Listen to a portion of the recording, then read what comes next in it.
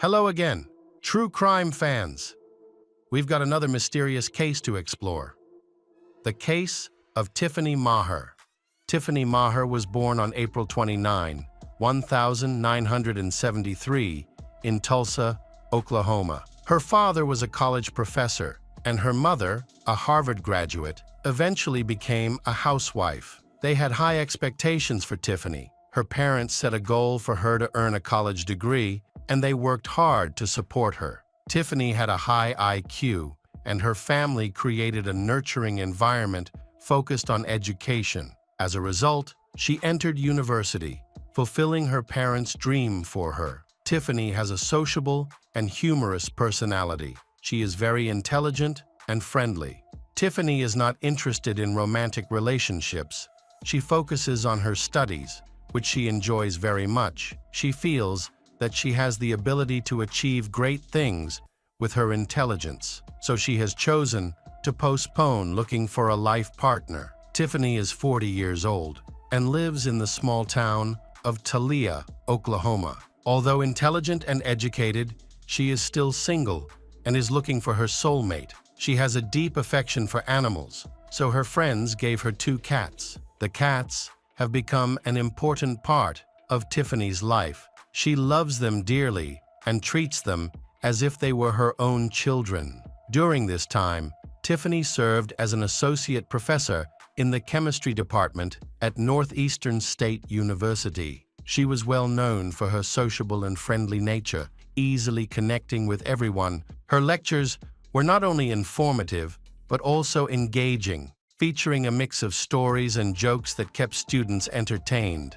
Her cheerful personality made her beloved by everyone in her circle. Outside of work, Tiffany enjoyed crocheting and going to karaoke with friends. She was comfortable being alone and dedicated herself to her work, becoming one of the university's leading specialists, which was greatly appreciated.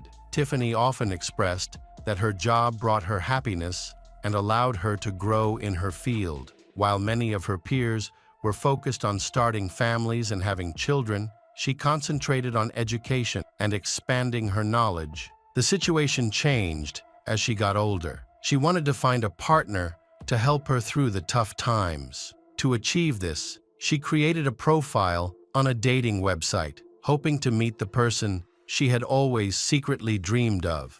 On May 31, 2013, Tiffany's best friend, Sarah, received an unexpected text message from a staff member at the university where Tiffany worked. Tiffany was scheduled to give a presentation that day, but she did not show up, which was unusual for such a responsible person. Regardless of the circumstances, she always arrived early and prepared thoroughly, so her absence was very worrying.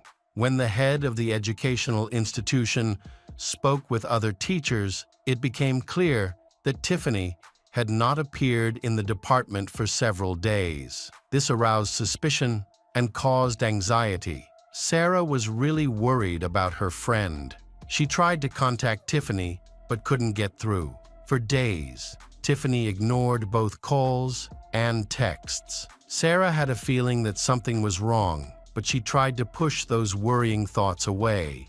When Sarah arrived at Tiffany's house, she immediately noticed something unusual. There was a black stain, like soot, on one of the second-story windows. Tiffany's car was missing from the driveway, which was unusual because she always parked there when she came home. Sarah also noticed that a small window, which Tiffany usually left open for her cats to come and go freely, was closed. Curious, Sarah went to the window to look inside and was devastated to see Tiffany's cat lying motionless on the floor. The situation was becoming increasingly alarming.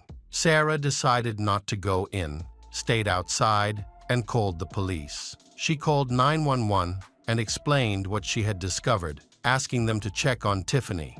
When police arrived at the scene, they found the main door of the house unlocked, allowing them easy access inside. Inside, they witnessed a horrific scene. There were many small fires in the house that had gone out. In the bedroom, they discovered Tiffany's body lying on the bed.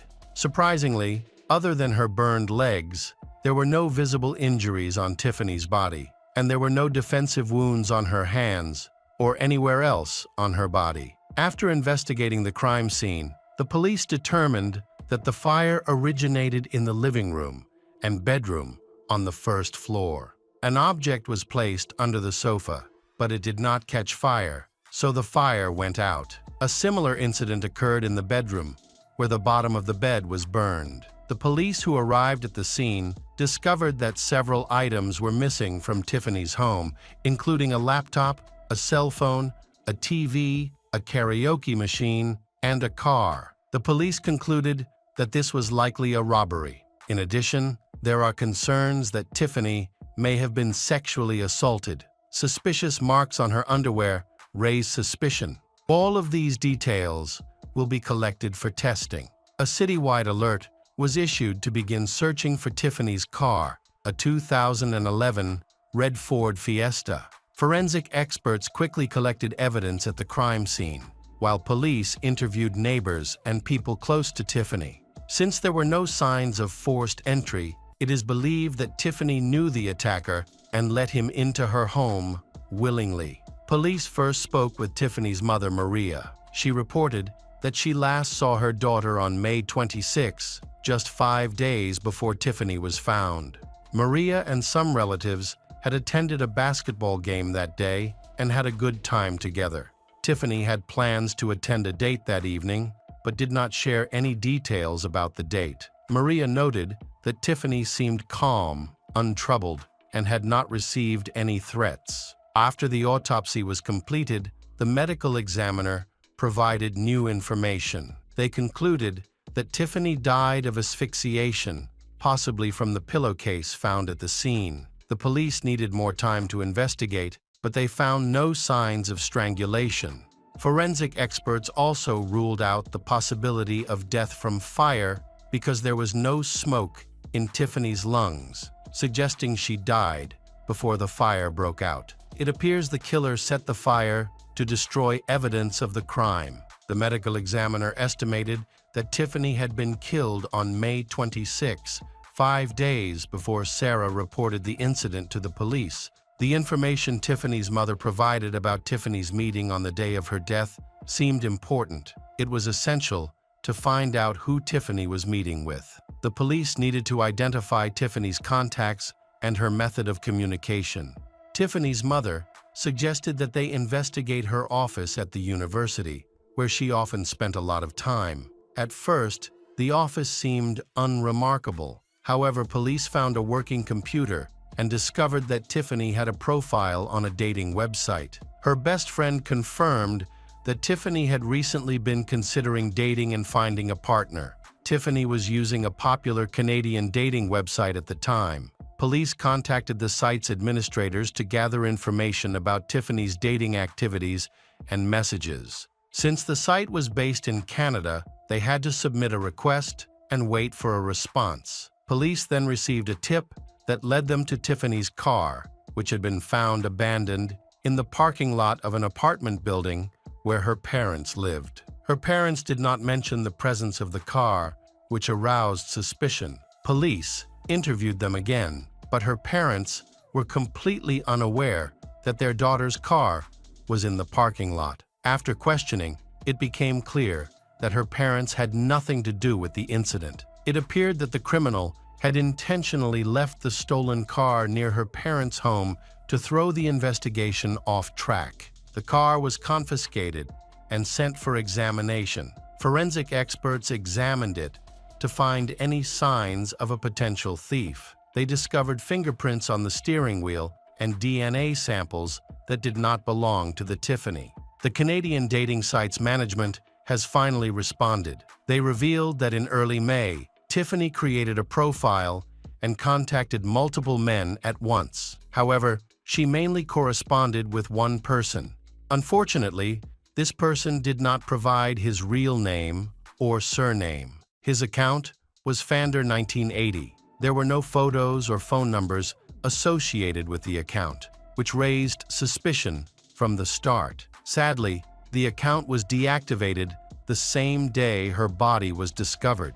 It is possible that this person was involved in the murder, but attempts to contact him have been unsuccessful. Police were able to access messages exchanged between Tiffany's account and a user named Fander1980. Their conversations lasted for a long time and did not contain any flirtatious behavior. Police reviewed Tiffany's phone records and discovered that she was frequently communicating with someone, although this person's name was not saved in her contacts. When they called the number, no one answered. However, after further analysis, they discovered that the phone number was registered to an account named Big Daddy on another website, which was the same person named Fander1980. The criminal was registered at an address in Talos, but when police arrived, they found only an abandoned commercial building. It was clear that the suspect had made efforts to conceal his identity. When the police accessed Big Daddy's account, they discovered it had been deactivated on May 2, just 2 days after the Tiffany's death. Remarkably, just 3 minutes later, he registered again under a new name. Given that several items were stolen from the Tiffany's home around the same time, the police decided to check local pawn shops. This means the thief's information may have been recorded by the pawn shop employees. The investigation included checking pawn shops in the city. It was discovered that a man named Joshua John Schneider had gone to one of those stores with Tiffany's items. Police eventually identified him as the prime suspect. 38-year-old Joshua was from Broken Arrow, Oklahoma. Joshua was a regular at the police station and had served time in prison for car theft and sex crimes. He was convicted of rape in 1999. Joshua often used dating websites to find lonely women to rape. While Joshua was living with his girlfriend and their 2-year-old daughter, police tried to contact him at his home address, but he was not there and could not be reached. Police spoke to Joshua's mother, who said she did not know where her son was. On July 27, 2013, the police received a tip about Joshua's whereabouts from an anonymous person. Police were then dispatched to arrest him. This led to a police chase. Joshua was in the car with Heather and child at the time. Police followed him until he reached a wooded area near Tulsa, where he abandoned the car and fled, leaving his family behind. Joshua was arrested 10 days later, and during the arrest, Tiffany's cell phone was discovered in his backpack. Despite this evidence, Joshua claimed that he knew nothing about Tiffany. However, police soon found Tiffany's laptop and other stolen items at Joshua's home, where he lived with girlfriend, Heather Black. This raised suspicions about Heather's involvement, leading to her arrest as well. The child was placed in the care of Child Protective Services, and Joshua's DNA was found on Tiffany's bedsheets and on the steering wheel of her car. This evidence linked him to the crime. The police found a text message from his mother on his phone. She had written it shortly after the police arrived at the house. She warned him that he should run away because the police were looking for him. She was then made an accomplice, as she had tried to cover up for the murderer. Joshua and his mother, Karen, were then taken to the police station. It was clear that she was trying to warn her son and help him avoid the police. It is also possible that she was involved in the crime, and those theories need to be investigated. At first, Karen claimed that she did not understand what was going on. However, when she realized that the police had strong evidence for an arrest, she became increasingly concerned. She eventually admitted that she had warned her son after the police arrived, but denied any involvement in any other wrongdoing. In July 2013, Joshua was arrested for murder, rape, robbery, and attempting to cover up the Tiffany investigation. His girlfriend, Heather, chose to cooperate with the police, and all charges against her were dropped. During the hearing, she confirmed that Joshua had confessed to Tiffany's murder and that he had tried to avoid the police, putting both her and her daughter in danger. Faced with overwhelming evidence, Joshua began to speak out. He claimed that his online relationship with Tiffany began as a simple flirtation, but they eventually decided to meet in person. On the day of their meeting, they had sex and then spent some time talking. When Joshua suddenly confessed that he was living with a girl and a child, Tiffany was furious. She then threatened to expose their relationship. This led to a fight. While trying to defend herself from Tiffany's attacks, he hit her, causing her to fall and become unconscious. There was also a fire, and he was not sure how it started. He claimed that when Joshua left the scene, Tiffany was dead. However, the prosecutor's office believed his entire story to be a lie and found it completely unbelievable. The prosecutor's office pieced together the facts of the case. On May 26, Tiffany attended a basketball game with her parents. That evening, she met Joshua at her home. When he arrived, Joshua overpowered her, attacked her, and then strangled her. He claimed that their encounter was consensual, but experts believe that was not the case. He decided to kill Tiffany and then steal her belongings. He then tried to burn the house down to destroy the evidence. However, he fled the scene before realizing that the arson had failed. It was clear that the fire was intentional. After leaving the crime scene, he stole Tiffany's car. He then used it to drive to Tiffany's parents' apartment complex. He left the car there to distract the investigation. Police discovered that some of the stolen items were sold by Joshua at pawn shops, while other items such as his phone and computer were left at his home, Joshua. The defense argued that Joshua had been abused by his father as a child, which had a negative impact on him. However, this claim is not convincing, given the horrific nature of the massacre. There is no way to justify such actions. Joshua was a danger to society and showed no remorse for his crimes. Throughout the trial, there was no sympathy for his. As a result, the jury found Joshua John Schneider guilty on all counts. He was sentenced to life in prison without the possibility of parole. Joshua was denied parole. He questioned the jury's ability to conduct a fair investigation and argued that Tiffany's death could have been an accident or manslaughter, since she had invited Joshua to her home. His attorney sought a retrial, believing that this would result in Joshua receiving a fair trial. The defense argued that Joshua's constitutional rights had been violated and that the investigation had been hasty in its conclusion. The defense argued that not all of the evidence from the investigation was presented to the jury. They pointed out that Joshua's girlfriend Heather was involved in the case. However, she was able to clear herself of any wrongdoing. Joshua is serving his sentence at the Davis Correctional Facility in Holdenville, Oklahoma. Despite this outcome, the lawyer continued to advocate for Joshua's case. He appealed to the jury's sympathy, highlighting that Joshua had a 2-year-old child who would be left without a parent. The defense maintained that Joshua was incapable of committing such a crime, arguing that he loved his son and did not want to return to prison and lose the chance to raise him. Once again, accusations were directed at Heather, but these efforts did not yield any changes in Joshua's sentence, which was ultimately upheld. Welcome back, mystery lovers. Today's case is going to keep you on the edge of your seat. The case of Michelle Herndon. Michelle Herndon was born in 1981 in a small Florida town with a population of just 7,000. After finishing school, she enrolled at the University of Florida in Gainesville in 1999. Michelle joined the Peace Corps as a volunteer, assisting both people and animals. Michelle suffered from chronic, debilitating migraines. These attacks caused her to experience severe pain on a daily basis, accompanied by symptoms such as nausea and extreme sensitivity to light, smell, and sound.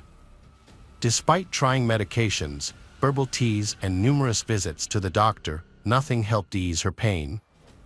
In 2005, a new school year began. Michelle returned to university to continue her studies. To cover her tuition and rent, she worked at a fitness center. With limited funds, she rented a small apartment far from campus.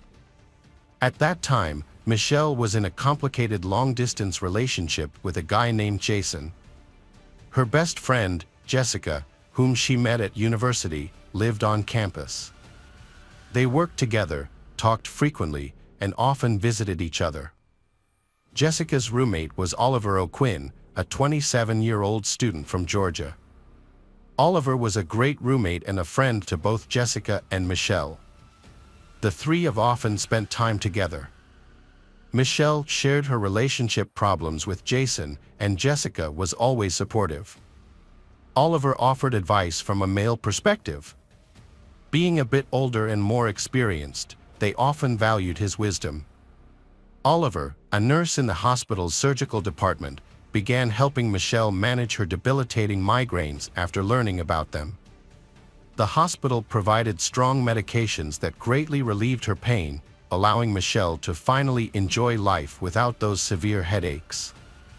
Surprisingly, Oliver had previously served in the Air Force and worked in Africa. Michelle dreamed of moving to Africa to help animals. She and Oliver could talk endlessly about it.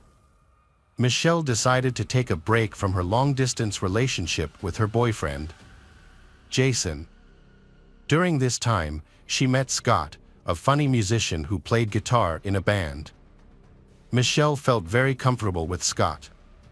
However, in mid-October 2005, Jason returned and pleaded with Michelle to reconcile, and she agreed.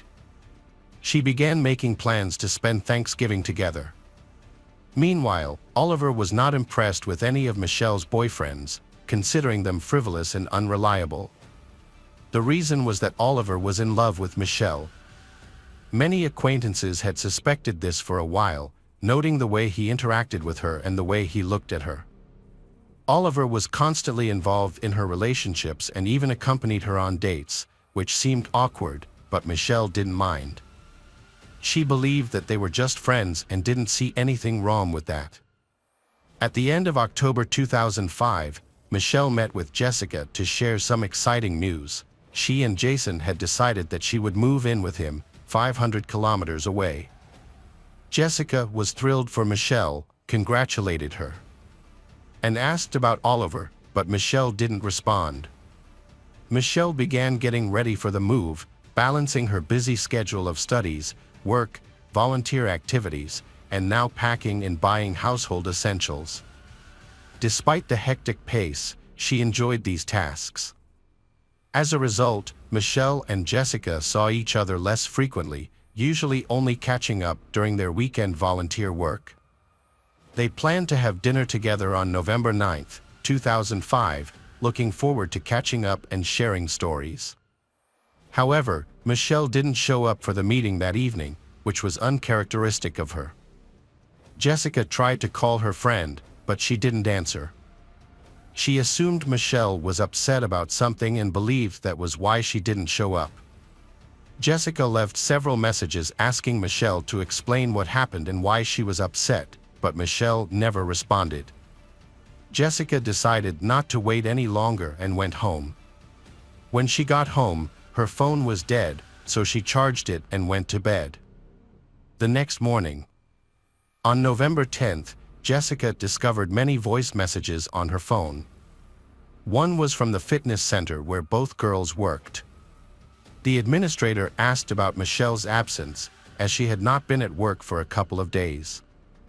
Their shifts didn't overlap, so they didn't see each other at work, leaving Jessica unaware of Michelle's absences.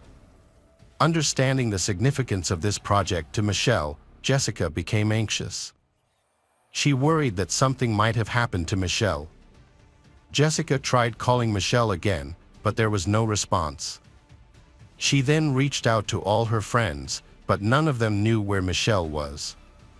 Concerned, Jessica got into her car and headed to Michelle's house to check on her. Meanwhile, after learning about her daughter's disappearance, Michelle's mother also drove to another city to find her. The drive took about an hour.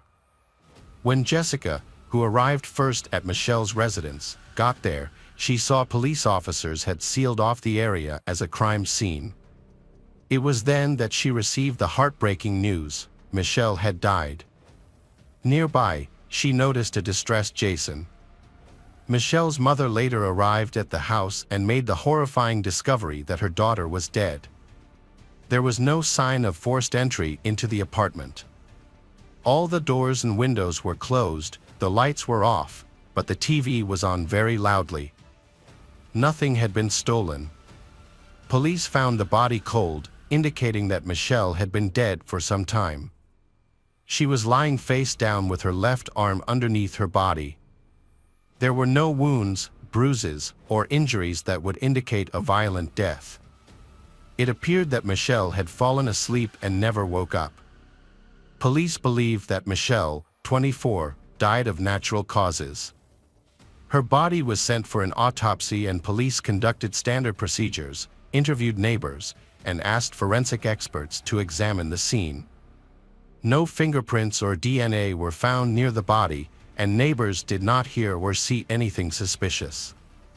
Police believe Michelle had used illegal drugs and died of an overdose. Police searched the apartment for drugs or paraphernalia but found nothing. There were only a few bottles of beer in the refrigerator. Next to Michelle's body on the bed was a half-empty beer bottle, which had only her fingerprints on it. As a precaution, the opened bottle was sent to a lab to be tested for any foreign substances or possible poisoning. Tests showed that nothing had been added to the beer. The medical examiner was unable to determine the cause of Michelle's death. She appeared to be completely healthy, with no illnesses other than migraines, which were unlikely to have been a significant factor. This led to many questions about how a young, healthy girl could fall asleep and not wake up. The position of her body was unusual for a natural death, raising further doubts. The expert concluded that Michelle died on the night of November 8th. The medical examiner is continuing a more thorough investigation to uncover the truth. Meanwhile, the police are looking into who she might have been in contact with around that time. Initially, questions emerged regarding Michelle's boyfriend, Jason, who was the first to arrive at her apartment and call the police. How did he end up there when he lived 500 kilometers away in a different city? Police brought Jason to the police station for questioning. Jason explained that he hadn't been able to contact Michelle for 2 days. Concerned, he drove over 5 hours overnight to check on her. Upon arriving on the morning of November 10th, he knocked on her door, but no one answered. He continued calling and knocking without success. Seeing Michelle's car in the parking lot, hearing her dog barking inside, and her phone ringing, he feared something was wrong. Looking through the window, he saw Michelle lying motionless on the bed. He then immediately called 911. The police arrived, broke down the door and found Michelle's body in the apartment. Jason appeared very sad and distressed. He had an alibi for the time of Michelle's death because he was in another city, so the police released him. The medical examiner provided new information after a careful examination of Michelle's body. A small needle wound was found on her left hand, located under her body. Police contacted her doctor to see if Michelle had undergone any tests or procedures the day before, but the doctor said no. The needle wound was in an unusual location, atypical for an injection. No illegal substances were found in her home and toxicology tests showed no illegal substances in her system. Police also observed that a trash bag may have been missing from Michelle's apartment. They speculate that someone injected something into Michelle, causing her death, and then threw the trash bag away to remove the evidence. Police searched the trash cans on the street near her home and found Michelle's trash because it had not been collected. They found checks and letters with her name on them, along with a syringe and a bottle of painkillers. This prescription drug is very dangerous and an overdose can be fatal. Toxicology testing for this drug had never been done before because it requires a special test. The medical examiner who performed the autopsy had never encountered this drug in her many years of practice. When the final test was done, it was found that Michelle's body contained a very high concentration of the drug, which caused her death without leaving any trace. This drug is not commonly used for general use, It is mainly used by anesthesiologists during surgery. The police interviewed Michelle's friend Jessica and learned about her complicated relationships with Jason, Scott, and Oliver. This information intrigued the police, as they suspected that one of these men might have harmed Michelle out of jealousy. However, who could it have been? Jason had already been ruled out as a suspect. According to a friend, Michelle's relationship with Scott was very brief and hadn't really developed. He understood when Michelle returned to her ex and stayed out of her life. Michelle was deeply in love with Jason and wanted to be with him, while she saw Oliver as just a friend, although he wanted more from her. Oliver soon became a suspect. In hindsight, Jessica realized there were many warning signs in Oliver's behavior. He followed Michelle everywhere, but it seemed sweet and innocent, so no one saw him as a threat. During a conversation with the police, Michelle's grief-stricken mother mentioned that the last time she spoke to her daughter was around 11 p.m. on November 7th. This made her the last person to speak with Michelle. Michelle's final words to her mother were that Oliver was supposed to come over to help her fill out some documents. The police found it strange that she invited a guy over late at night, especially when he had feelings for her and she didn't like him. There had to be a reason for this. It was revealed that Oliver worked in the hospital's surgical department and had access to a variety of drugs, including painkillers. He had previously helped Michelle with her migraines. Michelle's landlord, Peter, came to the police station to share a strange story about her. About a week before Michelle died, Peter needed to pick up some things from her apartment but couldn't get in touch with her. This was unusual for Michelle, who always paid her rent on time, kept the apartment clean, and didn't ignore him. Concerned, Peter went to the apartment and knocked on the door, but it took a long time for anyone to answer. Finally, a shirtless man with messy black hair and glasses opened the door. He looked outside for a moment and said that this wasn't a good time. Peter explained that he needed to get his things. However, the man slammed the door shut and told Peter to come back in a few hours. Peter was confused and did not understand the situation. After he left, Michelle called him back to apologize for the unpleasant situation. She explained that she had a severe migraine and her friend was treating her. Peter saw a picture of Oliver and recognized him as the man in Michelle's apartment. The police found a butterfly needle in Michelle's bag at her apartment. This type of needle is often used to inject drugs.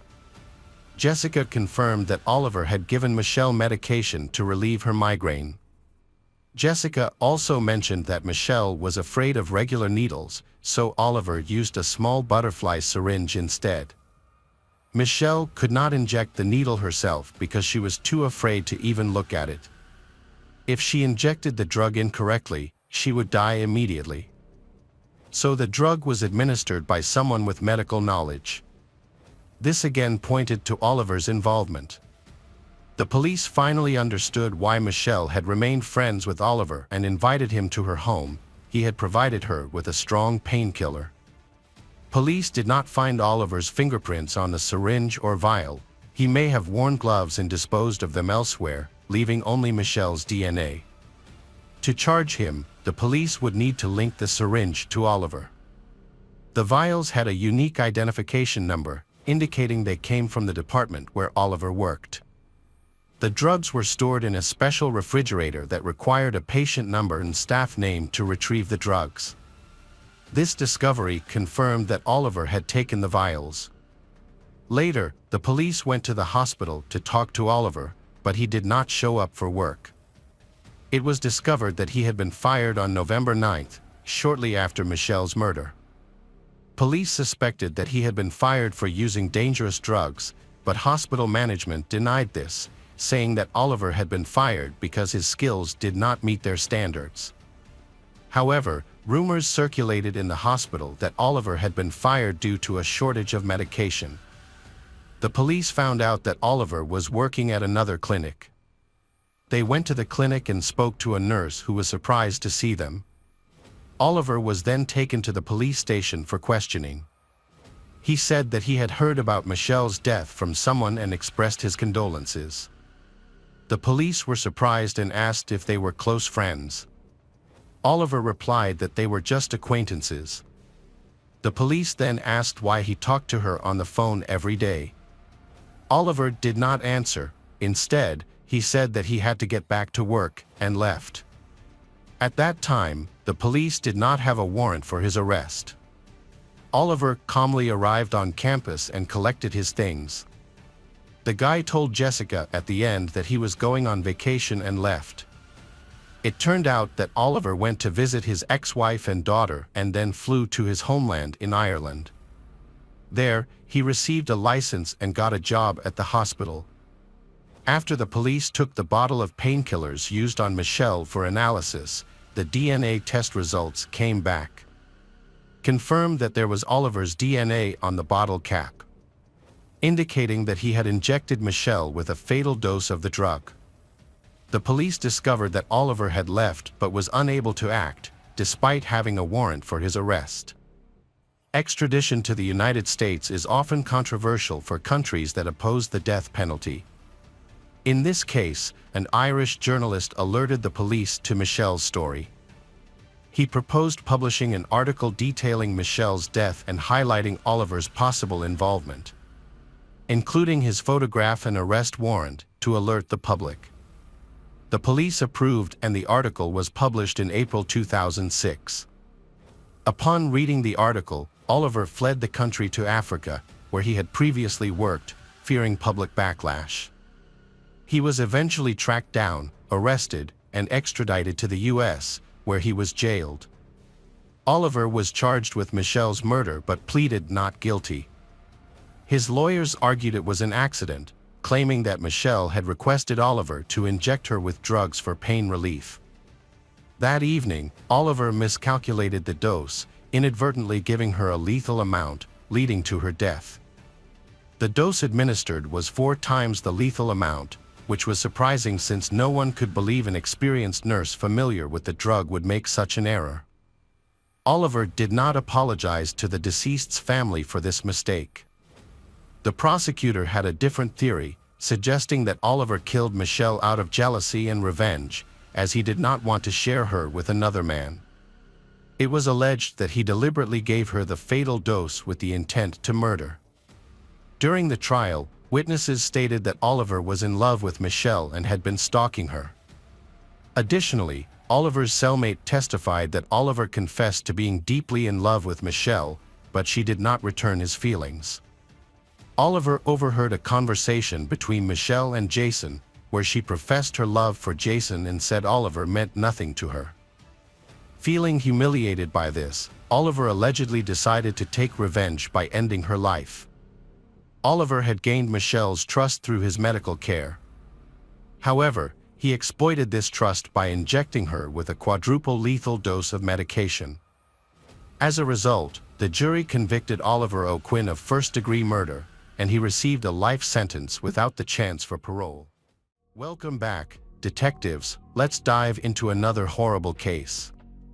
The case of Christina Purcell.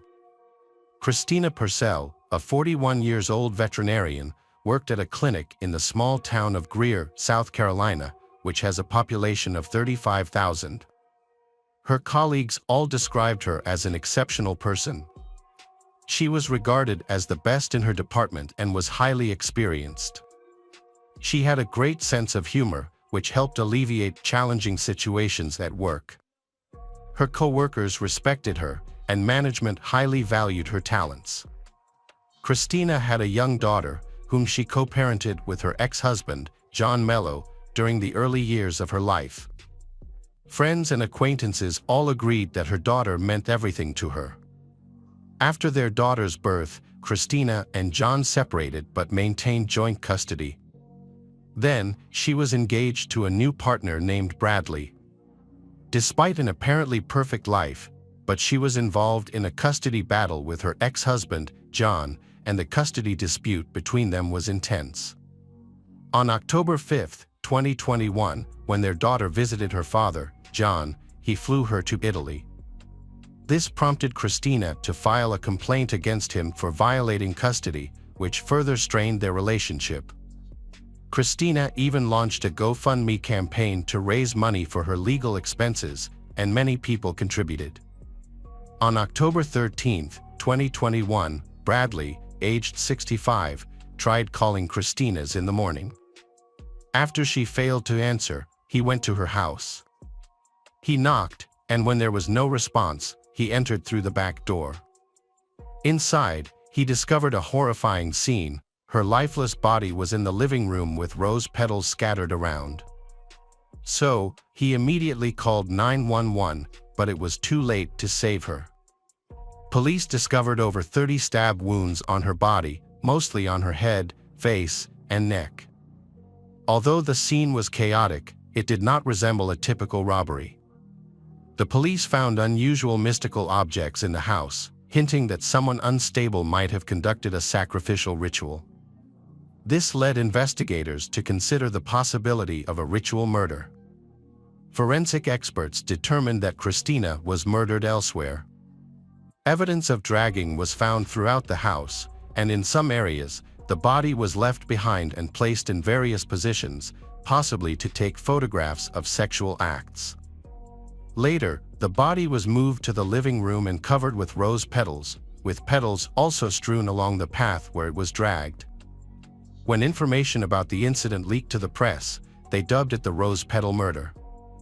At that moment, the police have not found any signs of forced entry into the house. However, Bradley, who alerted emergency services, had entered through the back door. He informed detectives that this door was always left unlocked, suggesting the intruder could have entered the same way. At the crime scene, detectives discovered clear signs of staging that complicated their investigation. They had to sort through numerous conflicting pieces of evidence to discard the irrelevant and find the right direction. Detectives have never encountered such complex and confusing murder cases before, making it difficult to determine which lead to pursue. They suspected that the murder was intentional. The perpetrator had specifically gone to Christina's house to commit it. And detectives must find out his motives and who he is. Inside the house, they found memory cards and the laptop in the living room near the body. A transparent handbag containing a powerful illegal drug was also discovered. There were small droplets of dried blood, and Christina's mobile phone lay nearby. In the hallway, a bag was found with 2 white envelopes, each containing $500 in cash. A suitcase held a firearm, a single-shot self-defense pistol, and numerous documents related to a court case involving Christina's daughter, prompting detectives to consider the possibility that her ex-husband, John Mello, was involved. Forensic experts used luminol to examine the entire house, enabling them to detect even the smallest traces of blood. They discovered hundreds of tiny blood spots in various places, highlighting the attack's brutality. Christina suffered a significant loss of blood and endured severe pain before dying. She was stabbed 31 times. The police scrutinized Christina's mobile phone for any leads. Initially, detectives focused on whether her partner, Bradley, who found her body, might be involved in the attack. To compare information, they also retrieved his mobile phone to analyze its contents. Police noticed peculiar behavior from he was highly agitated. His reaction didn't seem like that of a grieving fiancé. He was trembling, inconsistent in his statements, and wore gloves throughout his interactions with the investigators. This behavior only heightened the suspicion of law enforcement. Later, it became clear that their suspicions were justified. While investigating Christina and Bradley's devices, the police uncovered shocking details about Bradley's life, clarifying his nervous behavior. They had strong reasons to suspect that he was exploiting her daughter, Jane Doe, to create explicit content. In February and August, he recorded videos and took photographs of Jane nude in various inappropriate poses. These materials were found on the phone and laptop that were confiscated for examination. However, It is not clear whether this was done secretly or with her consent. Doubts emerged after the police discovered more disturbing information from Bradley's laptop that revealed unsettling aspects of the intimate relationship between Christina and he. The police uncovered increasingly disturbing information, including a new type of victim, animals. Numerous photographs were discovered showing individuals involved in sexual acts with animals, mainly dogs. Shockingly, Christina, one of the clinic's leading veterinarians, who occasionally took animals home for temporary care, was involved in these acts. According to state law, such sexual offenses can result in up to 5 years in prison, and the offender must pay a fine of at least $500, which may be increased at the court's discretion. Law enforcement described these recordings as some of the most repulsive materials they had ever encountered. The public was outraged upon learning that Christina, a seemingly kind woman from a veterinary clinic, was involved in such acts with her daughter and dogs. After discovering all this evidence, Bradley Post was arrested on October 19, 2021. He was charged with the sexual exploitation of a minor and the distribution of explicit materials. It emerged that he not only created photos and videos but also sold them. Additionally, the police considered the possibility of his involvement of Christina's death, but he firmly denied any involvement. Detectives found no evidence linking him to the murder. There was no trace of blood on his body or clothes. Furthermore, Christina had died several hours before he arrived at the house, leading the police to doubt his connection to the murder. Christina's ex-husband, John Mello, is also a suspect in the case. His main motive was gaining full custody of their daughter, which he did not want to share with Christina. This is a common motive for murder. However, at the time of the crime, John was in Italy with his daughter. This alibi was easy to verify since he hadn't returned to the country. Despite this, investigators kept John on their list of suspects, considering he might have orchestrated the crime indirectly. John returned to the country on October 21, 2021, a week after Christina's murder. Following his return, the police obtained a warrant for his detention. He sought help from his best friend, Zachary Hughes, who was 29 years old at the time. Zachary seemed suspicious to the police, so they looked deeper into his background. He was born and raised in Morro Bay, California. The turning point for him came in 2005 when his parents vacationed in Virginia. During this trip, they adopted 5 children from Russia. These children had suffered abuse in their previous foster families, resulting in physical and psychological trauma.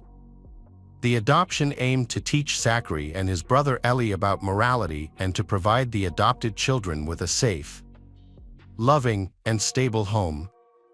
Zachary and Ellie struggled to communicate with their new siblings, leading to frequent family conflicts due to misunderstandings. Zachary's entire family worked on the farm, but he had a special talent: he studied music. His parents bought him a piano, and he became very skilled at playing it, which was especially noticeable in high school. He started participating in music competitions and won first place at the Southeastern Piano Festival. He has achieved great success, even performing a solo program with the South Carolina Philharmonic Orchestra. In 2010, he applied to the Juilliard School in New York, where Irina taught piano at an advanced level. Not only was Zachary accepted, but he was also offered several scholarships for his exceptional talent. Thanks to his exceptional talent, Zachary outperformed all his classmates and became the only student from the USA selected to participate in the International Music Festival in Kyoto. Only 11 people from around the world were chosen for this event. Those who know he say he is a loyal friend, highly moral and very good at communication. In his free time, he used his skills to help those in need, often performing for free at rehabilitation centers, nursing homes, and hospitals to bring joy to people. By 2018, Zachary enrolled in a master's program in piano performance at the university. At that time, He had a strong desire to help people globally. This led him to volunteer for the United States Marine Corps and apply to a military educational institution to become an officer within a year. He understood the intricacies of military service, but at the start of his second year, he suffered fractures in both legs. This injury forced him to halt his studies and receive the title of Hello. Around this time, a woman reached out to Zachary, seeking a talented pianist for a church in Greer, South Carolina. He accepted the offer and moved there to perform regularly. And he received half of the donations collected from churchgoers. Initially, this provided a good income, but by the mid-2020s, the pandemic significantly reduced the number of church attendees. As a result, he had to find new income sources. He began giving solo performances throughout the city and state and took on additional part-time jobs. Additionally, he started a blog offering valuable piano lessons. To support his performances, he acquired portable electrical equipment, which provided him with the necessary mobility. While living and working in South Carolina, Zachary met John, Christina's ex-husband and a former music producer. John supported Zachary by helping him with performances and offers him a part-time job.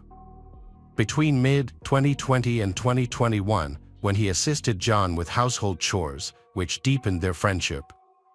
He became John's closest friend. As a result, the police questioned him about his possible involvement in Christina's murder, wondering if John could have asked him to do such a thing. Meanwhile, investigators reviewed CCTV footage from a camera located near Christina's house. A camera installed in the peephole of the house opposite captured all the incident outside Christina's home on the day of her murder. The footage showed a stranger wearing dark clothing and a hooded jacket entering her house around 10 a.m.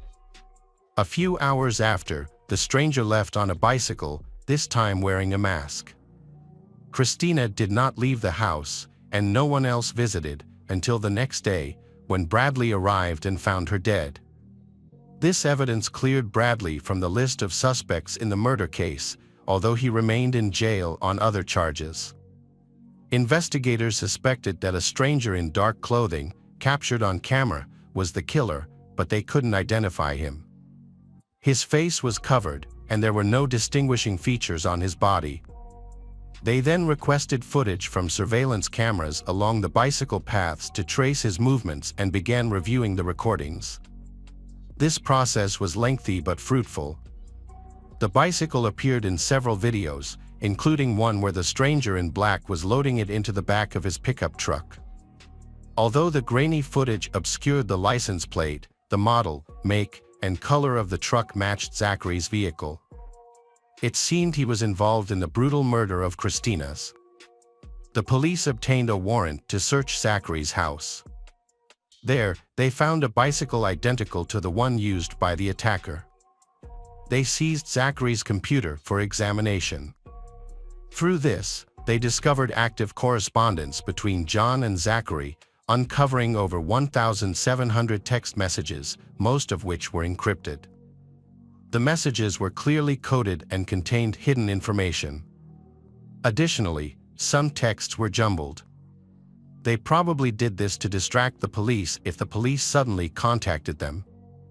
Detectives found the following clues in the messages. On April 17, 2021, 6 months before Christina's death, John asked to host a party for her. This message was not encrypted. On the day of the murder, John asked a friend how the musical performance went, and the friend replied that everything was great. Although it seemed like a harmless question, the police discovered there was no performance that day. They suspected that John used performance as a code word for the murder of Christina. All other information on Zachary's phone was either encrypted or deleted. He also used an access code unknown to the police, which complicated and delayed their investigation. Additionally, they couldn't obtain data on the device's location at the time of the attack on Christina. The phone was frequently switched to flight mode, including when the mysterious masked man came to Christina's house. It appears this was done on purpose to prevent Zachary from being tracked and to avoid involvement in the crime scene. Based on the evidence collected, officers obtained a warrant for Zachary's arrest. While they were preparing to file charges, Zachary was invited to perform on an international cruise. By the time the warrant was issued, he was already in Europe, so the detectives had to wait. Fortunately, when the charges were filed, Zachary had returned to Michigan, unaware that they were planning to arrest him. He could have easily left the country by crossing into Canada or taking another flight to a cruise ship. However, once he learned about the charges, he voluntarily returned to South Carolina and surrendered to the police, believing they were mistaken. On November 3, 2021, Zachary hired lawyers to defend his reputation, stating he was not guilty of any wrongdoing and intended to refute the slander tarnishing his name. However, he refused to allow the police access to his phone, prompting them to file a court petition. The court subsequently ordered full access to the mobile phone. Despite this, he repeatedly provided incorrect passwords, which delayed the investigation. Finally, by April 8, 2023, after approximately 700,000 attempts, the smartphone was unlocked. The police discovered crucial messages between John and he, discussing their encrypted plans to kill Christina. While these messages were intended to be used as trial evidence, they were considered circumstantial and insufficient to determine the trial's outcome. Zachary and John were known for their impeccable reputation, supported by many witnesses, and had no prior criminal history. The jury could not rely solely on correspondence and footage of a similar car to convict them. More new evidence emerged when a forensic examination uncovered the criminal's DNA under Christina's fingernails, which matched Zachary's DNA.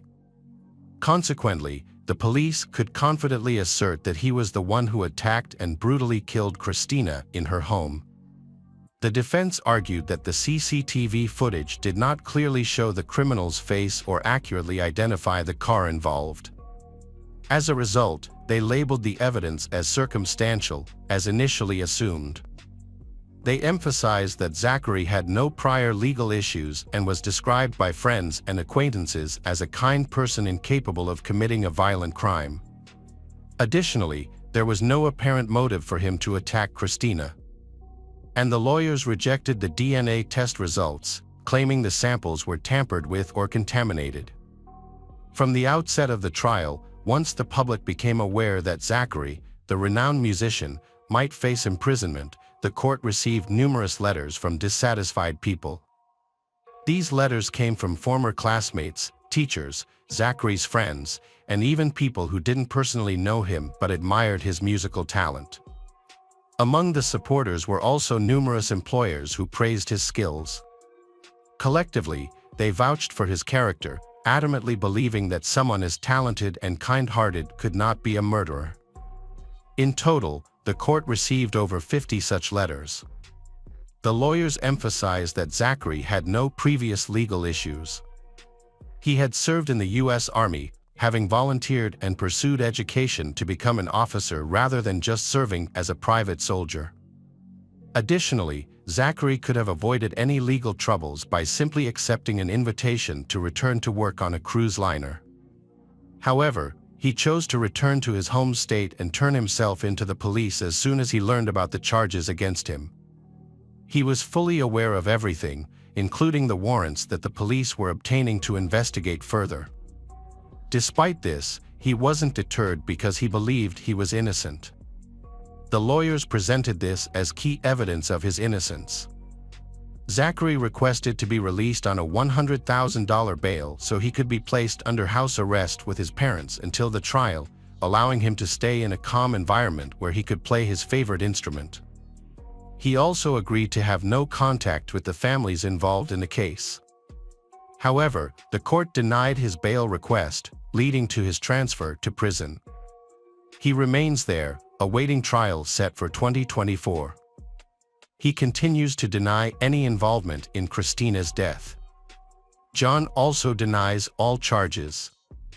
During a conversation with investigators, he explained that he fled to Italy with his daughter. He said he was exhausted from legal battles with his Christina and was horrified to discover that her fiancé, Bradley, had inappropriate intentions towards his 9-year-old daughter. Evidence suggested Christina was involved, as she appeared in some photos with her daughter. So John claims he took his daughter away to protect her from Christina, her unstable mother. He intended to challenge for custody using the explicit photos taken by Bradley and believed he had a strong case. If Christina lost custody, John would have no motive to harm her. Nevertheless, John repeatedly insisted he would fight for his daughter at any cost, despite he not commenting on his connection to Zachary. The prosecution believes Zachary is involved because his DNA was found under Christina's fingernails, indicating she resisted him. He may be either a co-conspirator or a victim of John's manipulation. The investigation into Christina Purcell's death has become intricate, full of unexpected developments and mysteries. Detectives persist in seeking justice for her, gradually assembling clues to identify the mastermind and uncover the case's dark secrets. Although the journey to bring justice to she may be long, but it will certainly not stop. The investigation team hopes that the case will soon be illuminated, allowing she to rest in peace. Hello, crime enthusiasts, are you ready for another chilling investigation? The case of Jennifer Wirtz. After Rebecca and her husband divorced, she and her daughter, Jennifer, moved to the Somerset Tower residential area. She purchased an apartment in a 7-story building in Cherry Hill, New Jersey. Jennifer felt that her mother was having a hard time during this period, and she thought that it had something to do with her parents' divorce. However, Rebecca's loneliness didn't last long. She soon met Charles, a worker at the complex, and they began a romantic relationship. Charles was an eccentric and cheerful man who often joked around. Before long, Charles moved in with Rebecca.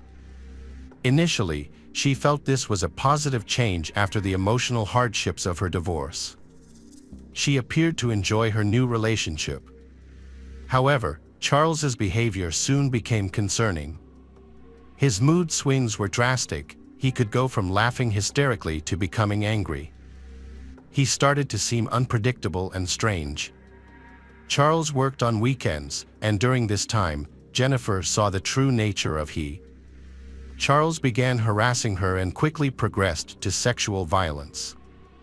At just 7 years old, Jennifer realized that something terrible was happening.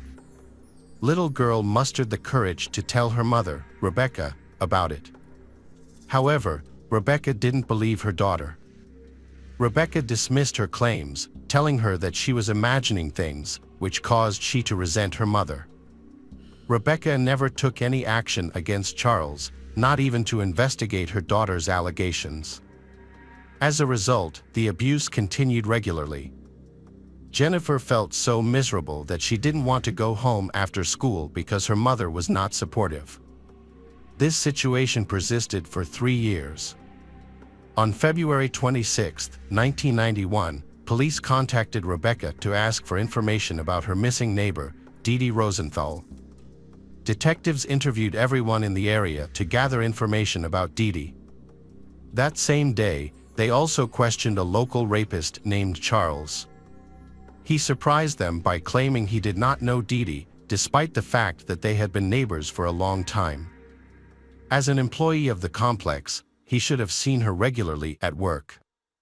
Dee Dee Rosenthal, 32, is a therapist who specializes in supporting children with autism. Her colleagues, patients, neighbors, and family all spoke highly of her, indicating that no one would wish her harm. Dee Dee had moved from Canada to the United States less than a year before her disappearance. Witnesses reported seeing her for the last time on February 22, and since then, there had been no leads. Investigators spoke not only with neighbors but also with Dee Dee's family. Her brother, Blaine, mentioned that Dee Dee had aspirations of attending the Alvin Institute in Philadelphia, a dream she had since college, which motivated her move to the U.S. The Alvin Institute is a specialized clinic designed to help children with autism. Blaine expressed disapproval of Dee Dee's decision to move to the United States, feeling that it was a harsh place and very different from Canada and their familiar traditions. He admitted to the police that he tried his best to prevent her from leaving for a foreign country, but she was very determined, took everything for granted, and believed she would be able to return home soon. Witnesses reported seeing a woman who resembled Dee Dee, but identified her as Lori. Unfortunately, these leads did not yield any results. Ultimately, his hopes were not realized, and Dee Dee vanished without a trace. At the beginning of the investigation, the police focused on two suspects, both of whom worked at the apartment complex where Dee Dee disappeared. The first suspect was Steve Gomez, Dee Dee's boyfriend. The second was Charles Reddish, the man known locally as Crazy Charles. Both men appeared suspicious, but the police lacked concrete evidence against them. Despite this, they remained on the investigators' radar. Charles claimed he spent the entire day on February 22nd with his mother and a young girl named Jennifer. Little girl confirmed his alibi, stating he was with her the whole time. The police could not find any evidence to charge Charles. However, some detectives noticed Jennifer's fear when they mentioned him. This caught the attention of investigators, but they could not take any action against Charles without further evidence or testimony. The Wirtz family experienced several years of suffering and humiliation after a mysterious incident, which ultimately led them to move out of the apartment complex. While this may make people suspicious, the act actually stems from anxiety about the possibility of a crime happening around them. Many residents chose to leave for their safety because rumors of Dee Dee's disappearance had spread quickly. People were eager to distance themselves from the possibility of living near a potential criminal. Meanwhile, detectives continued their investigation. As they gathered more information, they encountered increasingly conflicting clues. Forensic experts examined the home of Dee Dee, but found it completely empty. The apartment was clean and tidy, with no signs of forced entry or a struggle. However, the front door was unlocked, which was unusual for a missing person case. Despite their efforts, forensic experts found no evidence of blood. It appeared as if Dee Dee had calmly left her apartment, as her belongings were untouched and her car was still parked outside. The only clue investigators discovered was an $80 check hidden in a diary, but there was no cash in her purse or wallet. All clues pointed to Dee Dee having left her home voluntarily. Investigators learned that she had financial difficulties, often spending more than she earned and have a lot of debt, but these problems do not appear to be serious enough to involve kidnapping or murder. However, it raised the question, did Dee Dee leave to escape her creditors? After interviewing all of Dee Dee's neighbors, detectives uncovered a concerning claim from one elderly woman. She reported that on February 22nd, around 4 a.m., she was awakened by a loud thud from the ceiling, which she later realized was caused by Dee Dee, her upstairs neighbor. The sound startled her, but after a brief silence, she assumed it was just something that had fallen and returned to sleep. Meanwhile, all the other residents provided no useful information, leaving the investigation at a standstill. Dee Dee's sudden disappearance captured public attention, and the media began extensively covering the story. However, due to a lack of evidence, the case remained unresolved for years. The Wirtz family later moved into a new home north of Cherry Hill. Rebecca and Jennifer felt so sad for Dee Dee, but they never knew what happened to her. Over time, they, like others, gradually forgot about Dee Dee, including the police, who suggested she might have returned to Canada. Dee Dee's brother Blaine is not satisfied with this explanation and continues to search for her. Unlike everyone else, he is the only one who doesn't give up. He's frustrated by law enforcement's inability to provide answers or locate Dee Dee. He spent years visiting local bars, restaurants, and neighbors' apartments around Hill 67, interviewing anyone who might have information. Eventually, Blaine admits that his relentless search has become a kind of obsession, causing him to lose almost everything, including his family. One day, upon returning home from another search, his wife told him she wanted to break up, marking the end of their relationship. Life was challenging for the Wirtz family after they moved to a new home. They understood why Charles was called crazy. He often acted inappropriately and hurled insults at Rebecca and Jennifer. His aggression was escalating, and although Jennifer never witnessed he physically harmed her mother, Rebecca, but little girls suspected that her mother was also suffering from his abusive behavior. However, they stayed together and Rebecca endured the troubles of the relationship. For years, Jennifer suffered from the pain of his abuse, and little girl knew her mother was enduring the same. Despite everything, Rebecca was not ready to leave him. Jennifer spent a lot of time trying to convince her mother, Rebecca, to leave Charles. Eventually, little girl succeeded in persuading her mother that their toxic relationship needed to end. They planned an escape and decided to move in with Jennifer's grandmother, a place Charles had never visited, which would keep them hidden. Jennifer was thrilled with this plan. Little girl looked forward to being free from Charles, the man who had tormented her for so long. It seemed like they were on the verge of freedom. However, Rebecca made a critical mistake by inadvertently revealing their plans to Charles. It was Jennifer's last day at school. Following Rebecca's request, little girl had secretly packed her belongings in advance and hidden them. According to their plan, Rebecca was supposed to pick her up after school around 6 p.m., right after she finished playing field hockey with her friends. When she went to the parking lot, she was surprised to see not her mother driving, but Charles, and her mother sitting in the passenger seat.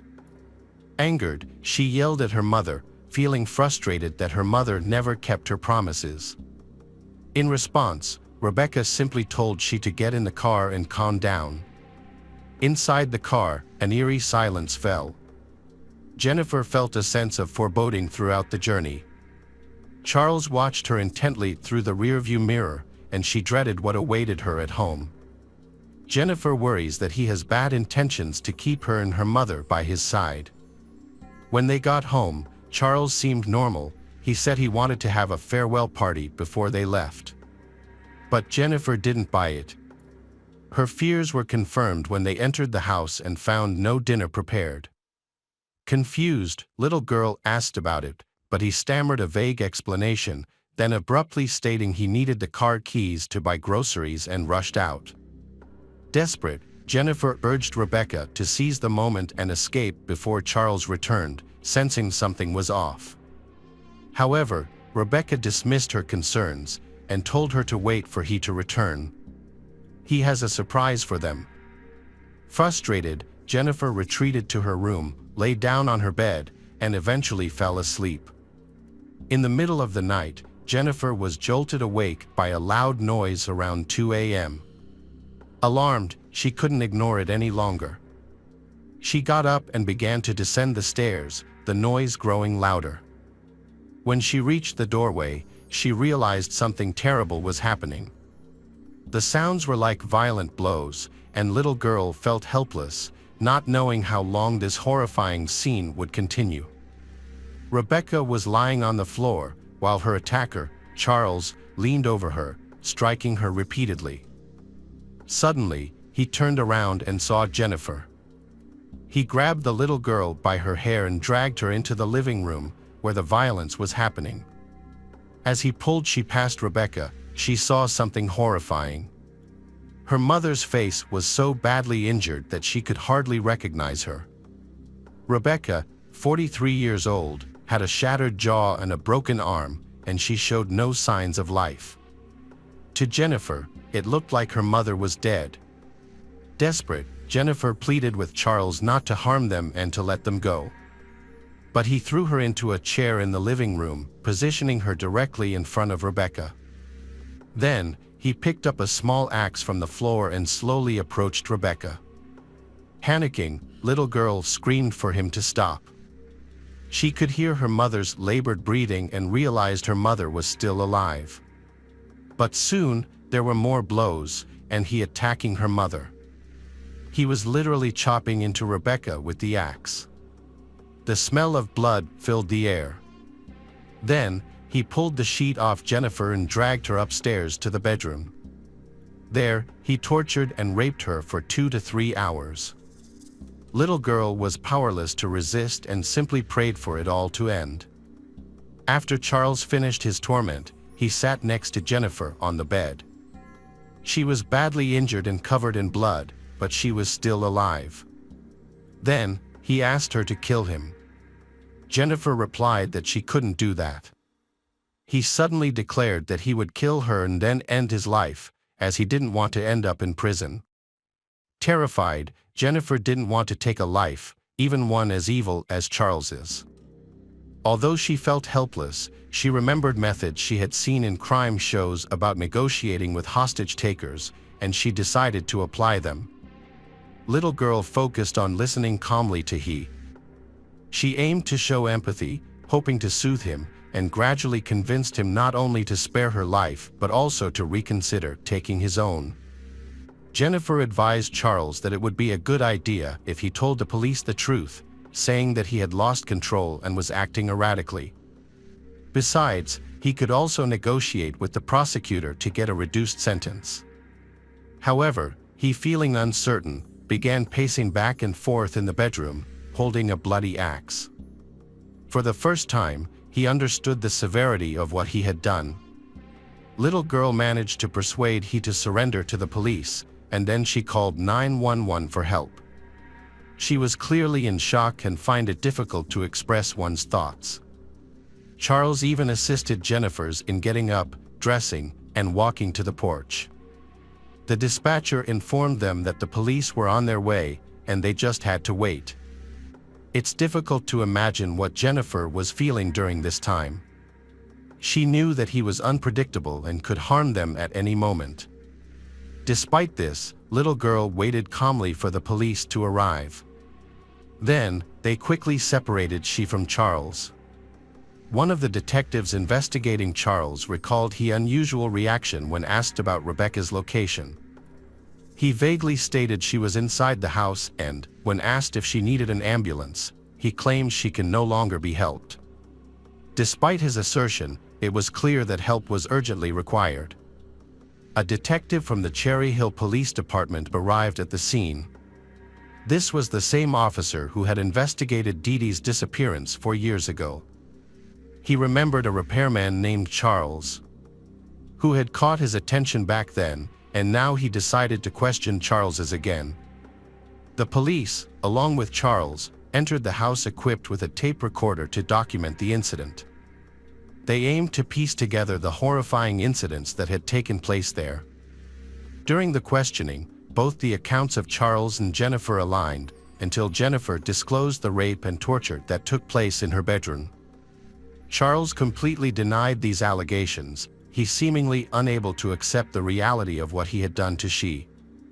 When the police mentioned the rape, he laughed, dismissing the idea of being intimate with Jennifer, a 14-year-old girl, as ridiculous. However, as the interrogation continued, he confessed to everything. Detectives from the Cherry Hill station suspect Charles has vital information about Dee Dee's case. Knowing that it was easy to get information out of Charles, they questioned him again about the disappearance of Dee Dee, who had been gone for 4 years. Their intuition was right, and he began confessing. He revealed that early one morning, he entered Dee Dee's apartment through the roof, descending onto her balcony. His intention was to rob and assault her. However, she caught him in the act. Then, in the struggle, he attacked her, raped her, and subjected her to mistreatment. He feared that she could identify him and report him to the police. To eliminate this risk, he decided to kill her. Charles explained that they fought on the bed, and during the struggle, Dee Dee fell to the floor. The loud noise of her fall was heard by a neighbor below. After that, he strangled her with a pillow and fled the scene. He had stolen $80 from her apartment, which the police found the next day. Subsequently, he returned to the scene, wrapped Dee Dee's body in a sheet, and transported it to the parking lot in a grocery cart. He also gathered her belongings and disposed of them in a nearby dumpster. After confessing to both murders, Charles led police to where he hid Dee Dee's body. But unfortunately, he couldn't recall the exact location. However, the police still believed him because he provided specific details about the crime that only the perpetrator could have known.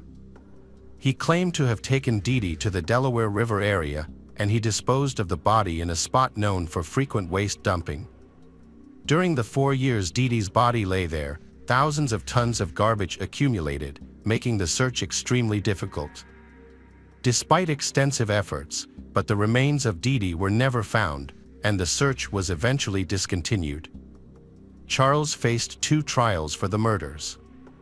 After the search concluded, both cases were assigned to a prosecutor from Hill.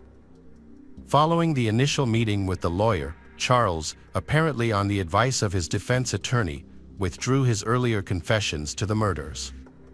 In any case, a confession alone is not enough to result in a conviction in the state of New Jersey. To achieve a conviction, any oral confession must be accompanied by specific and credible evidence. This means that Dee Dee's murder is unlikely to go unsolved, as the police have little evidence left other than an $80 check. 2 trials took place, one after the other, with Charles as the defendant in both cases. The first trial involved the murder of Rebecca Wirtz and the torture of her daughter, Jennifer. During the trial, Jennifer demonstrated courage and composure as a witness, providing clear and concise answers. The forensic expert testified about Rebecca's severe injuries, which included at least 25 axe blows. Due to the overwhelming evidence against Charles, the jury delivered a guilty verdict after only 40 minutes of deliberation. As a result, Charles received a life sentence without the possibility of parole. The second trial involved the death of Dee Dee Rosenthal and presented a more complex situation.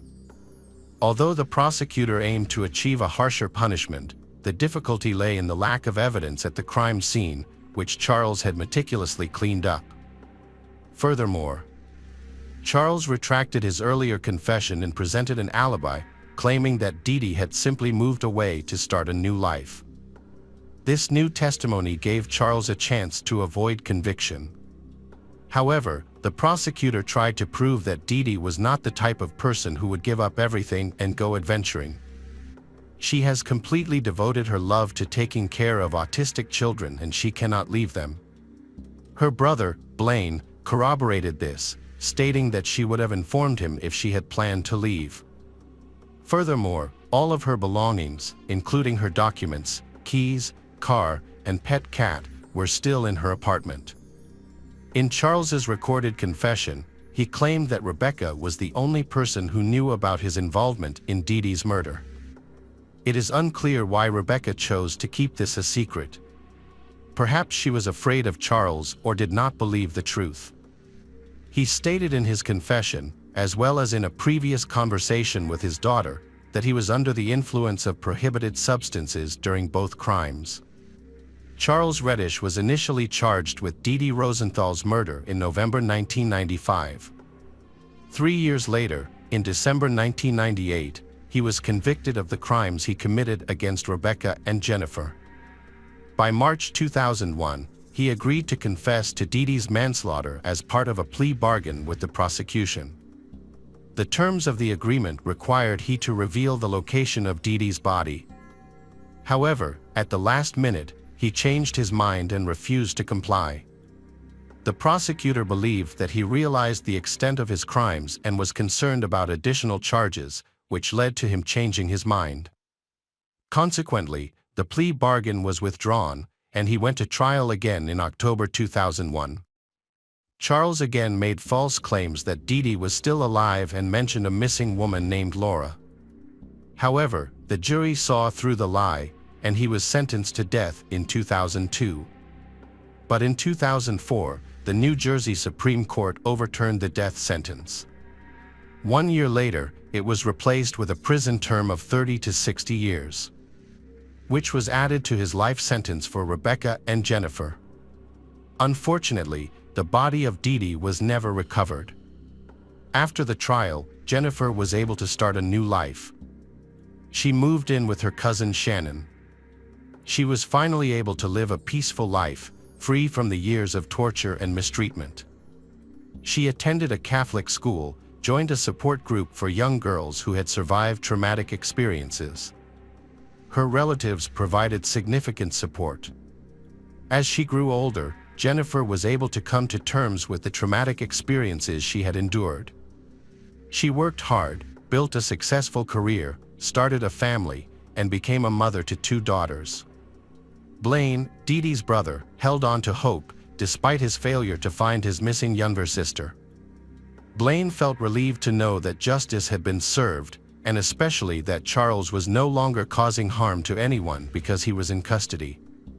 In tribute to Dee Dee, Blaine established a Canadian foundation in her name, focusing on supporting women who have endured physical and emotional abuse. Hello friends, welcome to our channel. Today we're going to take a look at another horrible case with you. The case of Victoria Rickman. At 2:30 a.m. on Friday, September 13, 2013, Victoria Rickman, 30, called 911 from her home on Cliffland Road in DeKalb County, Georgia. She reported a violent incident involving her fiancé, William Carter. She told the operator that he had tried to rape her again, and despite her pleas for him to stop, he didn't, so she shot him multiple times. When the police arrived, they found Victoria at the door, holding a small dog. Inside the bedroom was a scene of chaos and violence. The lifeless, naked body of a man was on the bed, riddled with bullets, and blood was splattered throughout the room, with bullet holes marking the walls and ceiling. A .40 caliber pistol was found on the nightstand. The victim, 30 years old William Carter, was declared dead at the scene. Victoria, in a state of hysteria, required medical assistance. After examining the scene, the police initially concluded that it was a case of self-defense, as Victoria claimed William had attacked her, forcing her to shoot randomly in defense. She was taken to the police station to provide a statement. However, as the investigation progressed, new details came to light. Victoria Rickman's first marriage ended in a divorce, with both parties accusing each other of abuse. During the marriage, she had a son whom she adored. At the time of the divorce, he was 8 years old. Victoria's friends described her as a devoted mother and a kind person who was always willing to help others. A few years after the divorce, Victoria met William Carter, through work colleagues. William was a successful businessman and is a divorced man. At that time, Victoria worked as a marketing consultant. They often encountered each other at work and soon began a passionate romance. They were inseparable, doing everything together and appearing to be the perfect couple. However, over time, the relationship developed issues similar to those Victoria had experienced in her first marriage. After they got engaged and moved in together, Victoria discovered that things were not as perfect as she had hoped. William became possessive, insulted her, and was physically abusive. She repeatedly forgave him and they continued living together. It was a vicious cycle of a toxic relationship that she couldn't escape. Victoria's friends advised her to leave William, they warning that things would end badly if she stayed. Victoria said she endured psychological, physical, and sexual abuse, and she felt she had no ability to change her situation. She continued to endure and forgive his behavior. However, just before the tragedy, she found the strength to leave Then he began to harass her relentlessly. According to Victoria, that night, he broke into her house and attacked her, escalating their conflicts to a peak. He threatened to rape her, and although she resisted, but she couldn't overpower him due to his physical strength. For the first time, Victoria feared for her life, convinced that the night would end in death. Either hers or his. So, she defended herself by grabbing a gun and shooting him multiple times. Victoria's best friend fully supported her and was sure that she was in grave danger that night, otherwise, she would not have used a weapon. The friend knew there were family issues but did not think it could all end like this. The detectives decided to speak with William's family to hear their version and get a more complete picture of the relationship between Victoria and William. William's parents, who had just learned of what happened to their son, immediately denied that it was self-defense. They gave a completely different story about Victoria. The parents said they had warned their son about the dangers of such a toxic relationship. They disliked Victoria from the start because of her unpleasant personality, and they saw her as a threat to be avoided. A few weeks before the tragedy, another disturbing incident occurred during an argument between William and Victoria. His parents noticed he was bleeding and injured. He explained that Victoria had hit him on the head with a hammer and bit his back. His parents were shocked because the blow was severe and could have been fatal. They dreaded to think what might have happened if she had had a gun. Then William and Victoria separated again, and his parents hope they won't come back. He didn't press charges against she because she threatened to accuse him of rape. William's family said they often argued and these conflicts often progressed into fights. Sometimes Victoria attacked William, and sometimes he attacked her. During their 3 years their relationship was tumultuous. Victoria and William frequently reported each other to the police for issues ranging from domestic disputes to assaults. Police reports confirmed this pattern. She threatened to obtain a restraining order against he, while he threatened to have her jailed for making false accusations. A few days before William died, he and Victoria met, but the meeting did not end well. They argued, and William called 911 to request police assistance to evict Victoria from his home. When the police arrived, Victoria claimed that William had hit her, but they saw that she had no injuries. The police discovered that she had sent text messages to his phone with false accusations, claiming he had kidnapped her and threatened her, whereas he was simply asking her to leave him alone. The police helped she pack her belongings and escorted her out of his house. William told her he never wanted to see her again. Although Victoria promised not to bother him anymore, she did not keep her word. A few days later, Victoria began texting William, asking to meet, but he ignored her. She then devised a new plan and contacted his ex-wife, repeatedly harassing his ex-wife. The ex-wife complained to William about her behavior. This upset he, and he sent she a message. He said she are too dangerous to be around, and told her never to contact him or his ex-wife again. The conflict reignited. During another argument, he threatened to report her to the police because she attacked him with a hammer. Victoria was furious because she realized that this could threaten her custody of her beloved son. William's family believed this was the motive for the crime. The relationship between William and Victoria became increasingly complicated and confusing. Although Victoria alleged that she was raped by William, an autopsy found no signs of violence or internal trauma, shows that sexual intercourse was consensual. On her body, there were only 2 small bruises, one on her arm and one on her leg. These bruises appeared old and not the result of a recent struggle, as they were already fading. Her new manicure was intact without any broken nails and showed no signs of a struggle since there were no skin particles under her nails. Furthermore, William did not have any scratches, which was unusual. When the police arrived at the house, Victoria's appearance raised suspicions. While the room was covered in blood, she appeared clean. With no blood on her pajamas or body, and her hair was wet as if she had just showered. The police doubted Victoria's story and suspected her of killing William. Forensic experts thoroughly investigated the scene of the tragedy and concluded that Victoria's testimony was inaccurate. Evidence indicated that William was shot while standing with his back to Victoria. It was believed he was next to the bed, facing the window, when he was hit 3 times. One of the shots caused blood to fill his lungs, leading to a cough. The high blood spatter on the wall next to the window suggested that he was standing when shot. After coughing, he likely fell onto the bed, and Victoria continued shooting him, she firing several more shots into his chest and head. There were no signs of a struggle in the house, everything was neatly in place.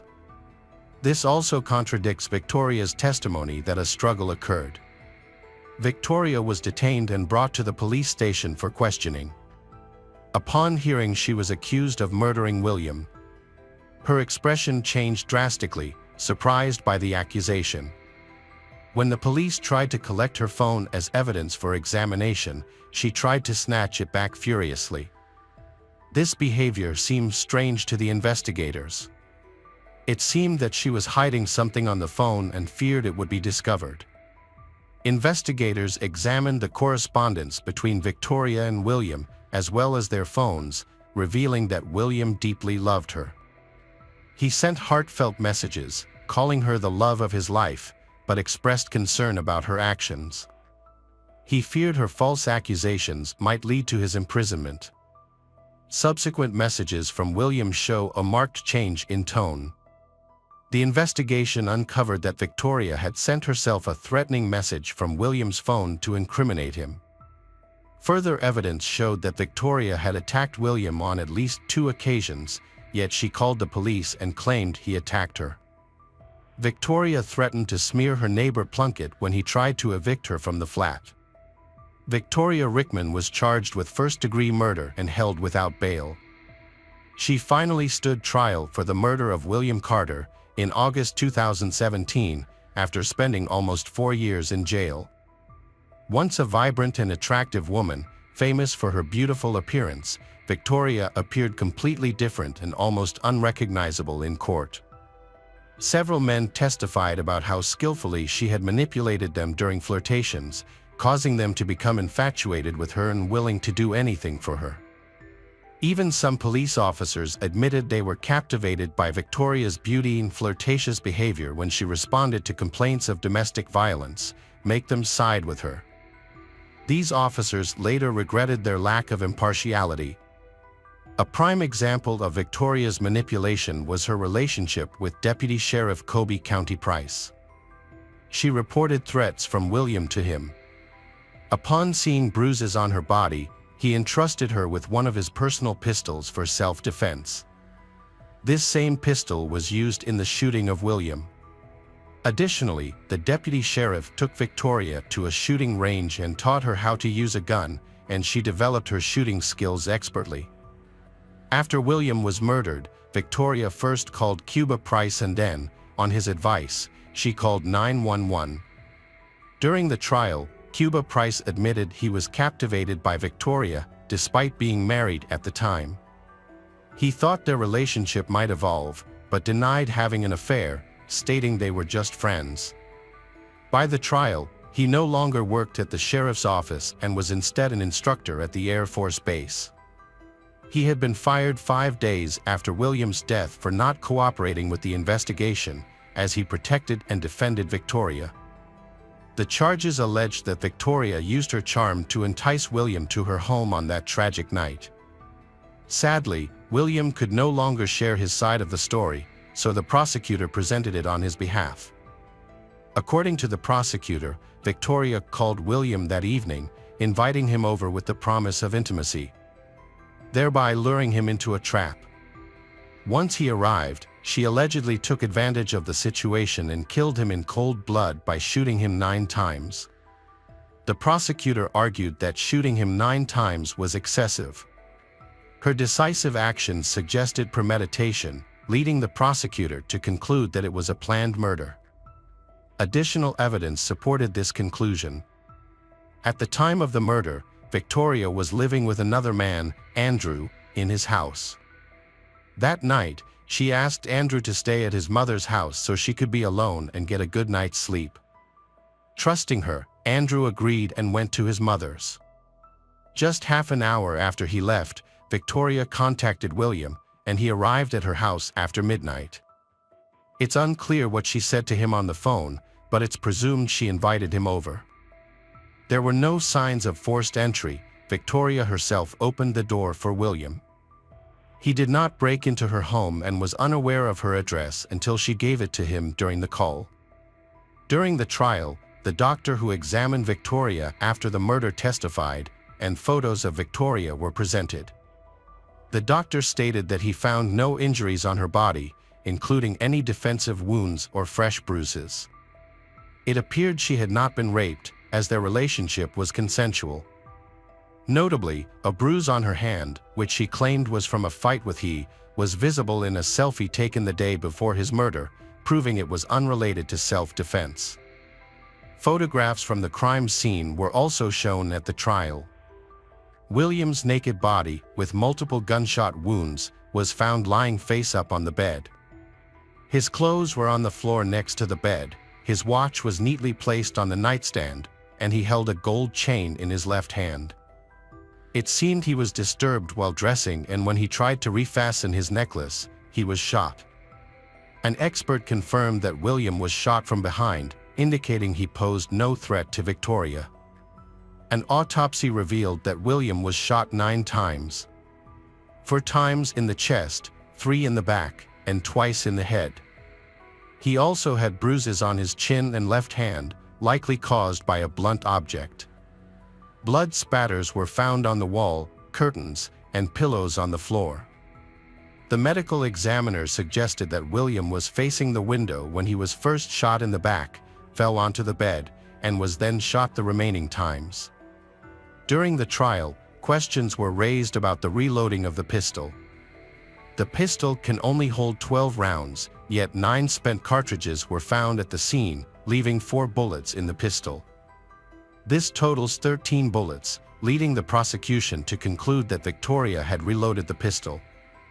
If she reloaded, the act could not be deemed as self-defense, as reloading shows premeditation. At the trial, a neighbor named Plankett testified that Victoria had previously threatened him when he attempted to evict her from her apartment. She threatened to accuse him of rape, causing him to back down to avoid trouble. Victoria had filed multiple rape complaints against different men, but no criminal cases were initiated because there was no evidence beyond her claims. The prosecution found it suspicious that all the men around her were accused of rape. The lawyer argued that Victoria was a vulnerable and defenseless woman in life. She had suffered violence from both her first husband and William, her fiancé. On the night of the incident, William broke into her house, assaulted, and raped her, then threatened her life. To protect herself, she used a firearm provided by her friend, the deputy sheriff. The lawyer asserted that this was clearly a case of self-defense. The defense stated that William arrived at Victoria's house intoxicated and under medication. A doctor testified that 3 days before his death, William reported experiencing delirium and was prescribed antipsychotics to aid his sleep. The lawyer also suggested he might have used illegal drugs that night, causing his aggression. However, it remains unknown whether he was intoxicated or on drugs that night, as no toxicology test was conducted. Dr. Chris Lees Perry, the former Georgia chief medical examiner, testified for the defense, indicating that Victoria first shot William in the chest, not the back. During the trial, Victoria's 911 call was played, and the lawyer stressed that the emotions she expressed were genuine and couldn't be faked. She sounded truly desperate. Victoria's best friend testified for the defense, stating that she had seen bruises on Victoria before, which Victoria claimed were caused by William. However, the friend never witnessed any violent incidents and couldn't confirm the bruises were from William. She did recall overhearing William yelling at Victoria on the phone once. Seeing Victoria's distress during that call convinced her that Victoria was a victim of domestic violence and not capable of murder. She believed Victoria acted in self-defense. The defense also highlighted William's troubled past. He had struggled with substance abuse and had been arrested several times for property damage. After 10 years of marijuana use, he went to rehab. William's parents confirmed this thing, but they said that he had overcome his addiction, rebuilt his life, and started a business. They were proud of his recovery and believed that Victoria was his last obsession. They felt that whenever she called, he would rush to her without realizing the potential danger. The prosecution presented a dramatic video recorded on Victoria's mobile phone 4 months before William's death. In the video, she threatened to call the police and accused him of rape after he kicked her out. She acted aggressively, trying to enter the house, but he prevented her. She responded that he could not tell her what to do and that she had a gun and knew how to use it. Her behavior did not seem like that of a typical victim of violence. The conversation concluded as William expressing that Victoria was frightening him, saying he did not want to see her anymore, and then leaving. The prosecution believed something similar occurred on the night of the incident, but with a tragic ending. At the trial, the jury heard 2 different yet plausible stories. They now had to decide which side was more convincing, its self-defense or premeditated murder. The jury reached a verdict in less than an hour, finding Victoria Rickman guilty. She sat silently, devastated by the decision, and cried. She addressed the judge, saying that she believed the jury was wrong. "Thank you for explaining the facts of this case. I am a mother whose son was taken from me." She describes herself as a battered woman who endured years of abuse and suffered nightmares and post-traumatic stress disorder from trying to defend herself. Victoria continued to deny her guilt and showed no remorse for shooting William. As a result, the judge was not lenient and sentenced Victoria to life in prison without parole. Her lawyer was also shocked by the verdict and sentence, considering them unfair. He believed the evidence was circumstantial and unconvincing, and that she deserved the possibility of parole and a more lenient sentence.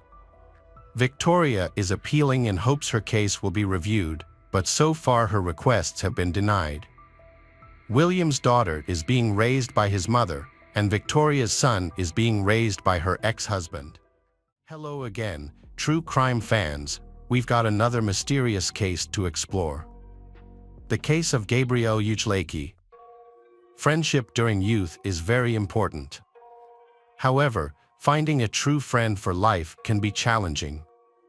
Sometimes, people may appear friendly but have hidden selfish motives or even darker intentions. It's not always easy to recognize these signs, and failing to do so can lead to serious consequences. Gabrielle lives in a cozy little town in Nevada, USA. The local economy relies heavily on the mining industry, which provides jobs and supports families. Gabrielle's family moved here from Colorado Springs. Her father Jim had planned to find work in the gold mines. The family was excited about their new life, believing that the town was perfect for them and everything seemed to be going well. Gabrielle was immediately drawn to this vibrant atmosphere. She loved the beautiful natural surroundings, horseback riding and ATV riding, while some consider these activities more suited to boys. This added to Gabrielle's appeal as an active and adventurous young woman. Gabrielle has a close bond with her brother James, who is only a year older than her. They spend a lot of time playing game.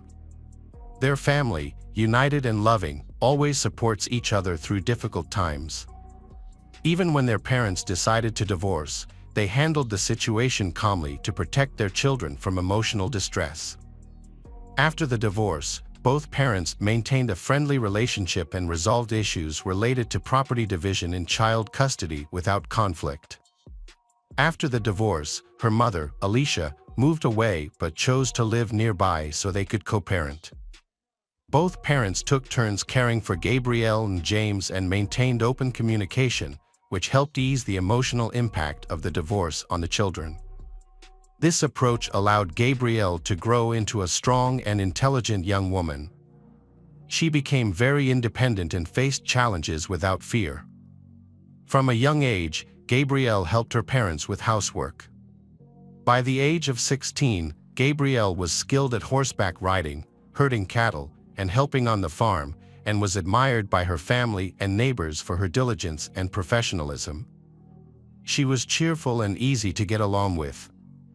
After finishing school, Gabrielle plans to attend college to study psychiatry and help people struggling with mental disorders. Gabrielle has always been empathetic to the pain of others, which is what led her to pursue this career path.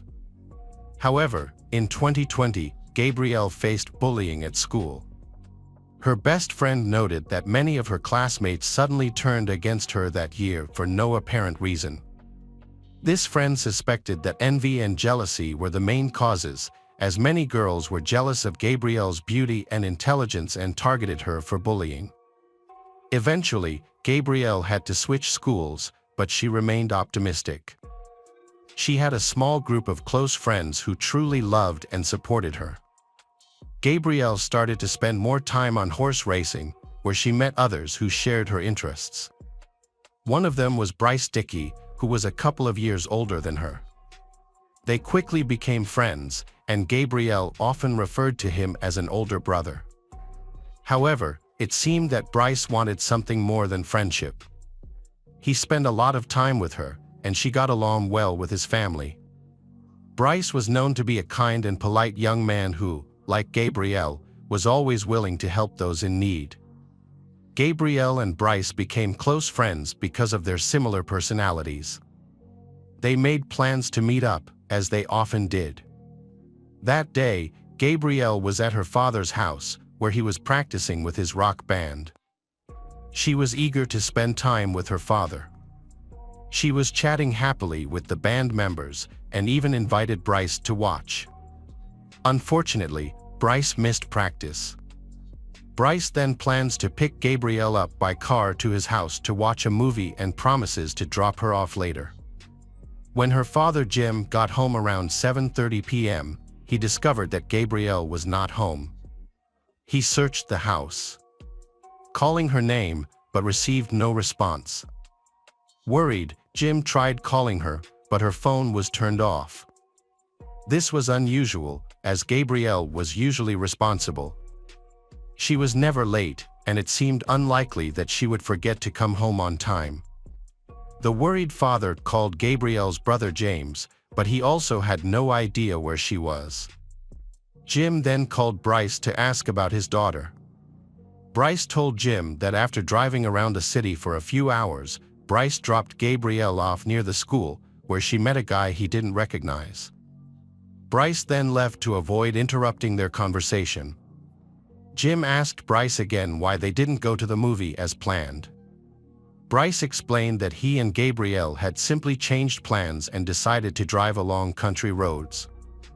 Naturally, Jim was anxious to know who Gabrielle had met, but Bryce couldn't provide any details. He described the man as a tall, blonde young man with the appearance of a cowboy. Jim was surprised by Bryce's words.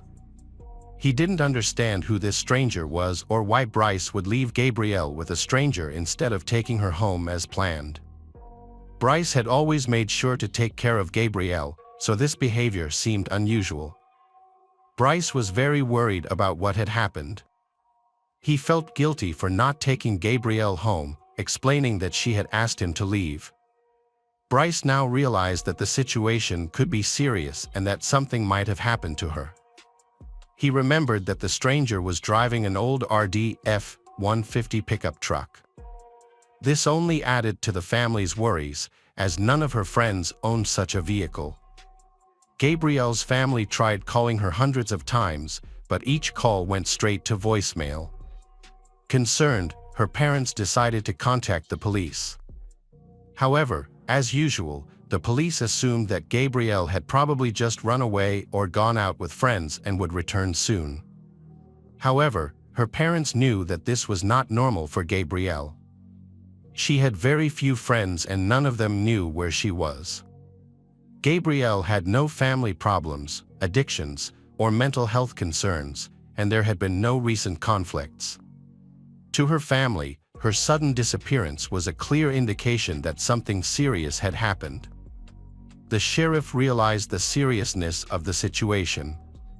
He gathered all the information available from Gabrielle's friends and acquaintances. The police then contacted Bryce to request a meeting near the school where Gabrielle had gone missing. to provide details about what happened after he dropped her off. Bryce said that he had spent the day with Gabrielle and that they had been driving around the Spring Creek area in his car. However, during their outing, his father called unexpectedly and asked him to come home immediately to help with some errands. Understanding the situation, Gabrielle agreed to reschedule their trip for the next day, but she asked to be dropped off near the school. She also mentioned that she wanted to meet her new friend, Jetty. Bryce reported that after Gabrielle exited his car, she walked directly towards a green pickup truck where a white man in a cowboy hat was sitting. He observed her but then drove off, unsure if she entered a stranger's vehicle. The Bryce had a poor recollection of the details and did not note the pickup truck's license plate. During the conversation, the police found no reason to suspect Bryce. He seemed innocent, so they decided to release him and continue investigating other clues. The police wanted to draw public attention to the case using the media, believing that someone might have seen the man in the cowboy hat and driving the green pickup truck. Initially, the police focused on identifying the license plate number. Additionally, the sheriff contacted the phone service provider to determine the last known location of Gabrielle's cell phone. They discovered that her phone had been active near the school where Bryce had dropped her off. As a result, the police rushed to that location in hopes of finding new evidence, but they found nothing suspicious there. Gabrielle's family and friends continued to search the streets, hoping to find any clues to her whereabouts in the city and surrounding areas. They distributed and posted more than 500 flyers, but local residents remained unresponsive and there were no new leads for the investigation. It felt as if Gabrielle had disappeared without a trace. Meanwhile, Gabrielle's mother Alicia created a social media group to share updates and information about the search, but the effort yielded no results. Then, out of the blue, she received a text message from an unknown number. The sender claimed to have kidnapped Gabrielle and demanded a $25 ransom, threatening to harm her if Alicia did not pay. After some time, the kidnappers sent another text message, saying that Gabrielle was sick and would die without the medicine. The kidnapper insisted that he would only provide the medicine if he received the money he demanded. Initially, the parents agreed to the kidnappers' demands, but they decided to contact the police first. Alicia called the police to report the situation. They quickly asked her to come to the station so they could trace the phone number. It seemed that the investigation had turned up an important lead.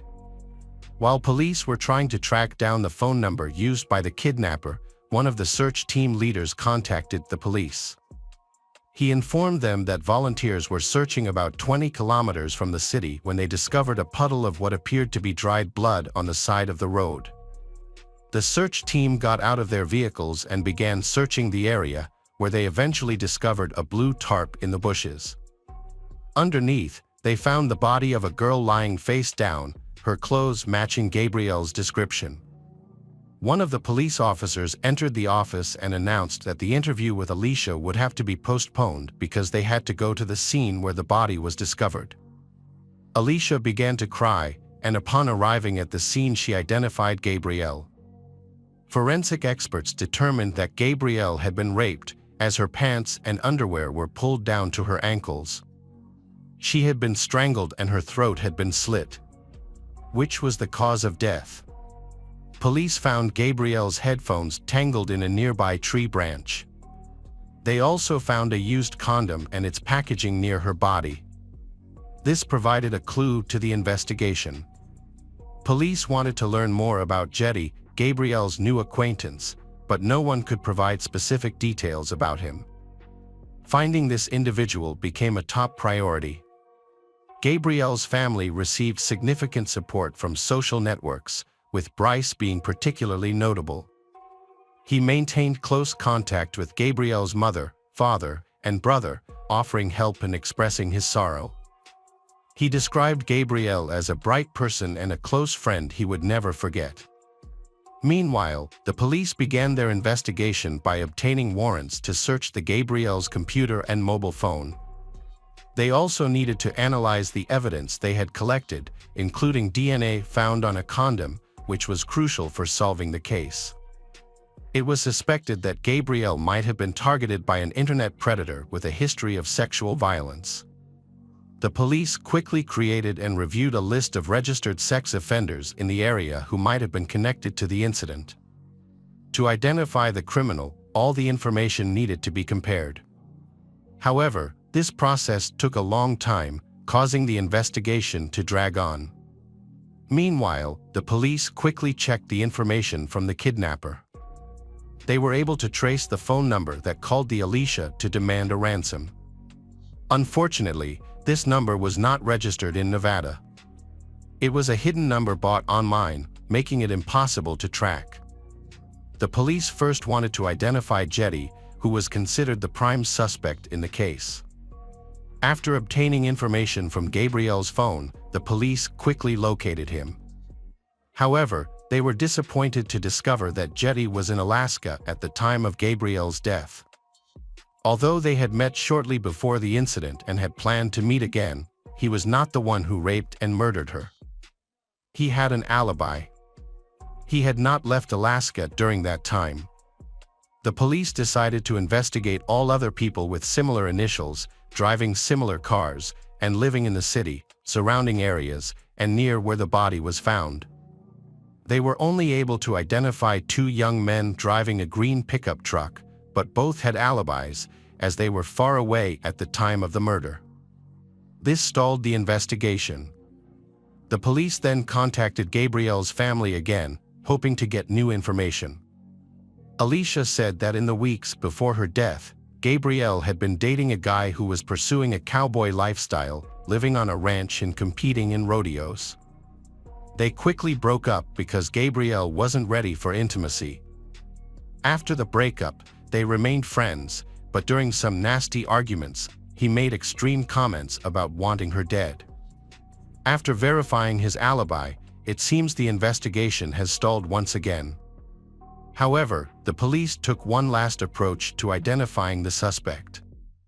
They decided to review all the city's surveillance camera footage, specifically looking for a green pickup truck driven by a cowboy. Fortunately, there were several high-quality cameras along the route Gabrielle took before her death and captured clear images. Police had to analyze multiple videos that had been recorded. Despite their efforts, they were unable to find the green pickup truck that Bryce had mentioned. However, police did find something interesting.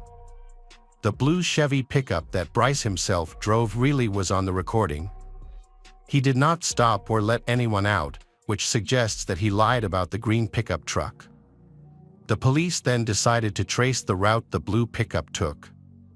Bryce had previously claimed he had been driving around the area with his girlfriend for several hours, but this was proven false by the video evidence. The police decided to request data from Bryce's cell phone to compare his geographic location with that of the assault victim. They quickly obtained a warrant to access this data and did not notify him to avoid alerting a new suspect. It was clear that he had been with Gabrielle all day because their movements matched until her cell phone turned off. Additionally, he was present at the location where Gabrielle's body was discovered before returning home. This indicated that Bryce was present at the crime scene and may have committed or witnessed the crime. To verify the assumption, an examination was conducted. The Bryce was immediately asked to undergo tests and provide DNA samples. He agreed. He was later released, but the police did not reveal their suspicions. Instead, they acted as if everything was normal and collected samples from everyone in the area. Skin particles were found under Gabrielle's fingernails, and these samples matched Bryce's DNA. It was clear that he had sex with Gabrielle, but everything happened involuntarily. Bryce was called in for questioning again. Bryce agreed to be questioned without hesitation, remaining calm and confident. The police asked him if he had ever had a relationship with Gabrielle, especially sexual. He denied these allegations, claiming that he considered her like a younger sister. Bryce's statements raised suspicion because if he was telling the truth, his DNA would not have been present at the crime scene. However, police discovered a condom containing his semen at the scene of the murder. Feeling that the police were onto something, Bryce changed his story, claiming that Gabrielle had flirted with him and that they had consensual oral sex while using a condom. Bryce later stuck to his story about a man in a green pickup truck, repeatedly claiming that he could not provide a clear description of the cowboy or the truck's license plate. However, multiple traces of Bryce's DNA were found under Gabrielle's fingernails, in her private parts, and even on her neck, near the fatal stab wound. Additionally, based on Bryce's movements and the surveillance camera footage, it was confirmed that he did not stop anywhere else. This indicated that he was lying. Under pressure from the police, Bryce eventually confessed that what happened to Gabrielle was an accident. He mentioned that she wanted to have rough sex with a knife and in a moment of passion, the blade accidentally stabbed her. This explanation seems very unlikely, especially given his history of dishonesty. Bryce Dickey, 18, was arrested on March 19, 2020. Following his arrest, police searched his home and vehicle. At Bryce's home, police discovered several bloody items in his closet, including a knife that was determined to be the murder weapon. In the trunk of his car, they found a bloody sweatshirt with Gabrielle's blood on it, along with multiple fingerprints and DNA samples linking Bryce to the crime. When Gabrielle's family received the news, they were completely stunned. Her family had always considered Bryce a good young man and he had treated them like family, considering him Gabrielle's best friend. The family had trusted Bryce as if he were their own, not knowing that he would betray them in such a terrible way. While the townspeople saw him as the true cowboy and a good person who would help others in times of need, he was actually hiding his true nature. Gabrielle's family trusted him. He made sure she got home safely and gave her regular rides, which seemed thoughtful. However, his intentions were not noble. He was actually trying to get close to his victim. In May 2022, the prosecution presented several credible testimonies, including testimony from Bryce's ex-girlfriend. She described him as aggressive and cruel, often getting into arguments. She recounted that he had choked her at least 4 times during their conflicts, with the last incident being so severe that she felt she was on the verge of death. She ended her relationship with Bryce, who had been stalking and threatening her for a long time. It was only when her parents threatened to call the police that he stopped. The jury then deliberated for about an hour and unanimously found Bryce Dickey guilty of first-degree murder and rape. The judge sentenced Bryce Dickey to life in prison, with the possibility of parole after serving 20 years. He received an additional 20 years for using a deadly weapon, another 20 years for kidnapping, and 10 more years for rape. In total, he will serve 70 years before he can seek release. Bryce did not explain his motive for the crime. However, a friend of Gabrielle's revealed that just days before the murder, Bryce confessed his love to her, but she suggested they remain friends. Police believed that Bryce could not handle the rejection and felt resentful. When he learned that Gabrielle was seeing a new boyfriend named Jetty, he became angry and sought revenge. Hey detectives! Welcome back. We've got another mysterious case to explore. The case of Sandra Gallas. Sandra was born on May 15, 1978 in Japan. Her background was a mix of half Japanese, a quarter Hawaiian, and a quarter Portuguese. Sandra had an older brother, Lawrence, who always looked out for her. After Larry retired early from the military, her parents, Larry and Tashi, decided to move to Hawaii. Turns out, Hawaii is Larry's hometown. They settled on the island of Kauai, fulfilling their long-held dream of living in Hawaii. They instantly fell in love with the stunning island and found the locals to be extremely kind and welcoming. By the age of 4, Sandra was practicing gymnastics, and by 5, she was learning the traditional Hawaiian hula dance. She studied very well and became a very beautiful girl. Sociable, cheerful, and active, she made many friends. After graduating from high school, Sandra attended New York University to study journalism. Although she dreamed of becoming a journalist, her life took a different path. As someone from an island, she found New York City overwhelming, with its towering, makes her feel suffocated. She didn't enjoy living there and visited her parents in Hawaii, missing them greatly.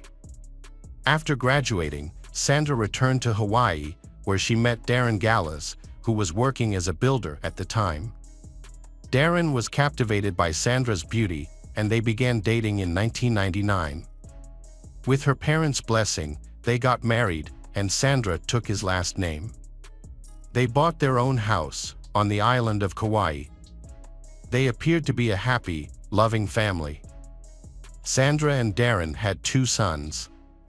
A year after their wedding, they welcomed their first child, Austin. 2 years later, their youngest son, Braden, was born. Sandra took care of the children and managed the household. She and Darren love their sons very much and always try to do the best for them. However, their relationship gradually deteriorated.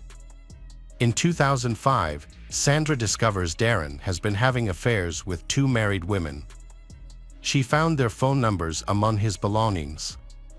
After she called them, they confessed to having affairs with Darren. She decided to end the marriage and filed for divorce. She could not bear his infidelity any longer. In June 2005, Darren moved out of the family home, while Sandra and their children remained there. Sandra changes her hairstyle to enter a new phase of life. Sandra started working as a waitress at a restaurant on the island to support herself and her children. Her goal was to become financially independent and no longer rely on Darren. Sandra's kind, polite, and friendly nature made her a favorite among the restaurant's guests and staff. It was there that she met Ryan Shinjo, a chef. He was calm, polite, and courteous, the exact opposite of Darren. As they spent more time together, a romance blossomed. Sandra felt comfortable and at ease with him, something she hadn't had in a long time. Ryan made her happy, and their relationship grew deeper and deeper. On weekends, they would often take trips to Honolulu.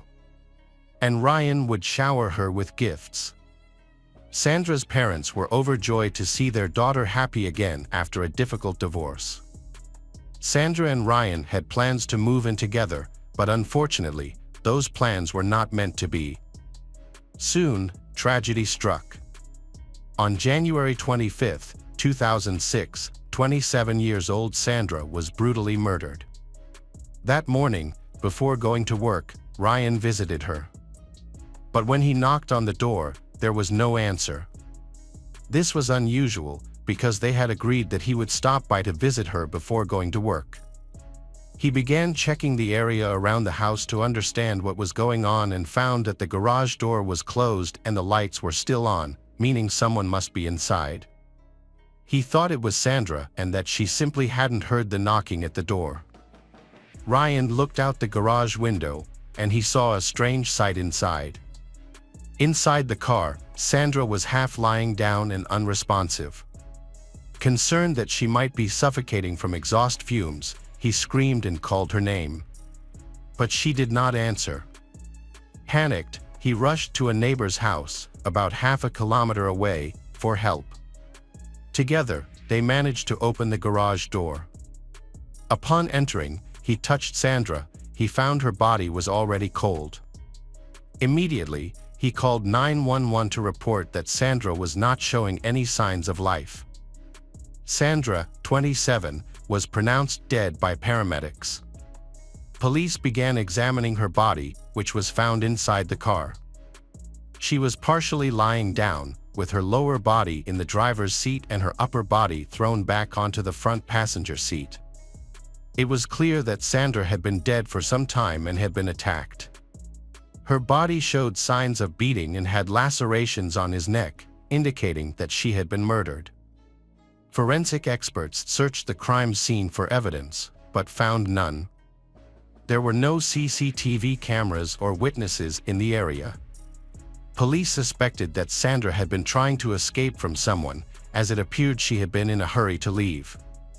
She had been getting ready quickly, got into the car, but didn't have time to drive away. Instead, she was attacked, knocked down, and strangled. Investigators found no signs of robbery in the house. Valuables were still in their places, and there was no sign of disarray. Sandra was not raped, so what could have been the motive for the murder? Meanwhile, Sandra's parents were visiting their son in Texas and never imagined that something like this would happen to their daughter. In the morning, Sandra's boss called her because she hadn't shown up to work. This worried them, as Sandra was always known to be hardworking and responsible. When her parents tried calling her, she didn't answer. By evening, they received the devastating news about their daughter's murder and rushed back home. The brutal killing shocked everyone on the island. The locals were scared and worried that a serial killer might be on the loose on the island, posing a threat to them. People asked the police to explain, but the authorities reassured the people. They believed it was a crime with a personal motive, meaning it was intentional and targeted. Hawaii generally has a very low crime rate compared to the national average, except for certain disadvantaged areas on the island of Oahu. Detectives were committed to solving the case quickly to reassure the island's residents. Investigators believe the brutal nature of the death suggests a personal motive, so they considered ex-husband and current lovers as suspects. Ryan, the current lover, discovered Sandra's body. Darren, her ex-husband, had a strained relationship with her, and their divorce was nearing finalization.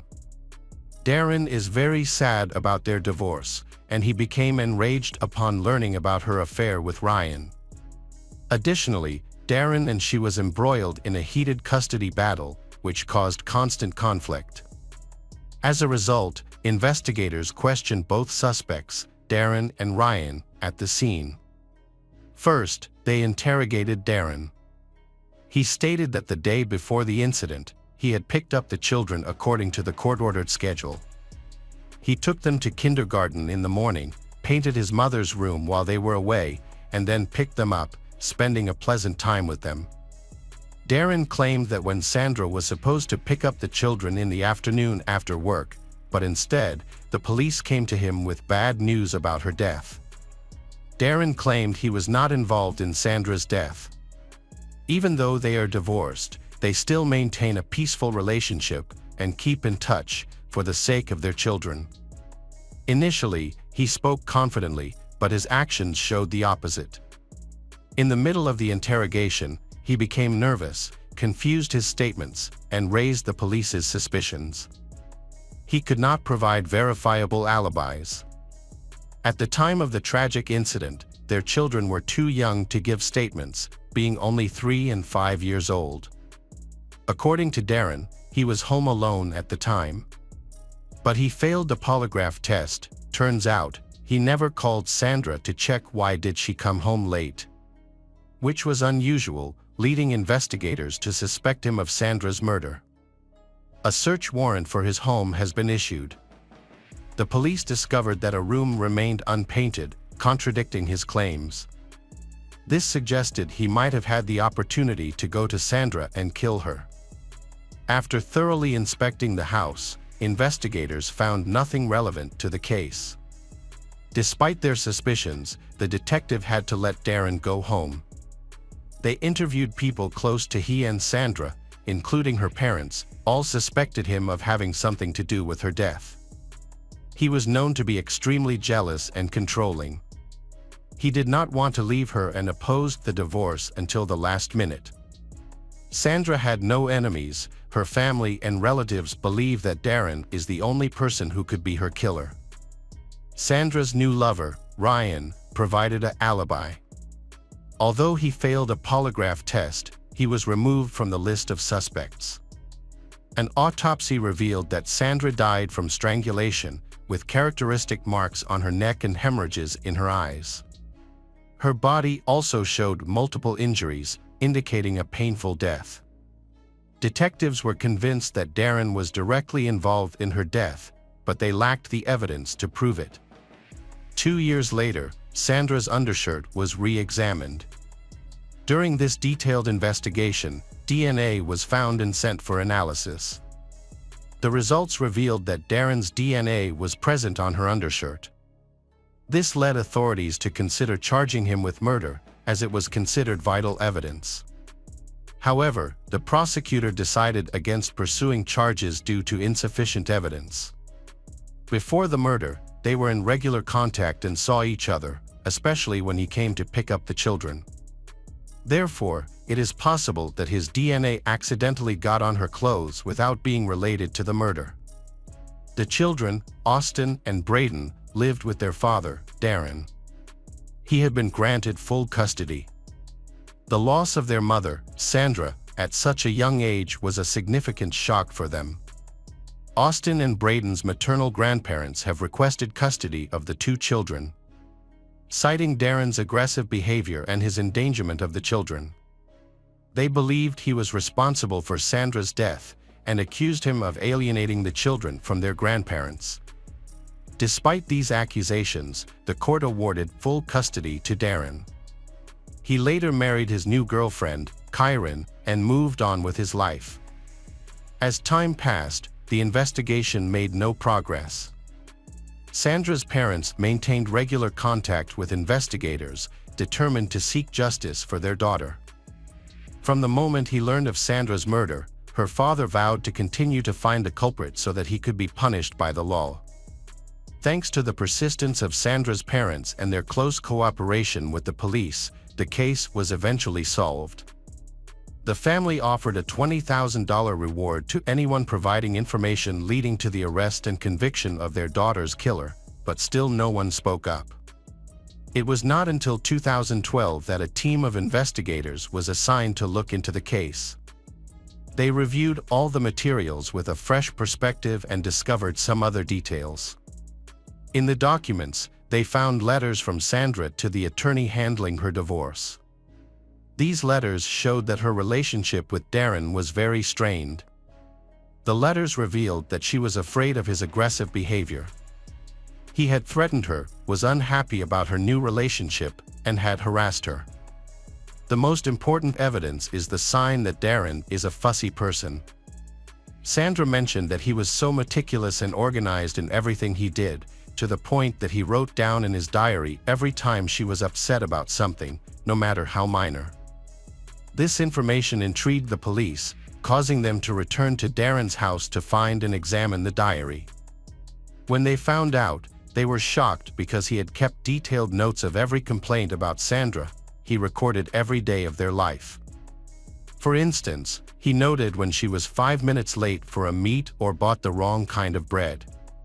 However, there were no entries on the day before the murder, which puzzled the police because they knew he and Sandra had met, making it hard to believe that such a picky person would have no complaints to record. Sandra did not pick up the children on the day she died. Why didn't Darren note this in his diary or try to contact her? Perhaps he already knew she was dead and wouldn't be coming. Darren said he did not remember clearly what happened that day, which is why there is no diary entry for that day, even though he recalls other details clearly. His behavior seemed odd and unbelievable.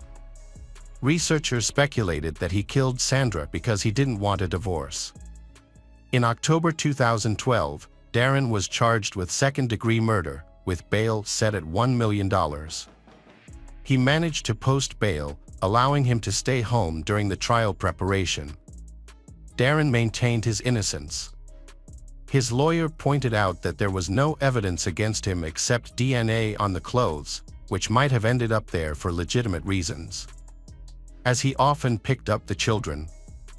All other evidence was circumstantial. Despite disagreements with Sandra, but they had reached an agreement on the division of property and shared custody. Therefore, the defense argued Darren had no motive to kill her. Additionally, Darren's attorney asked investigators to turn their attention to Ryan Shinju, who was romantically involved with Sandra at the time of her death. Ryan had a criminal history related to burying illegal substances.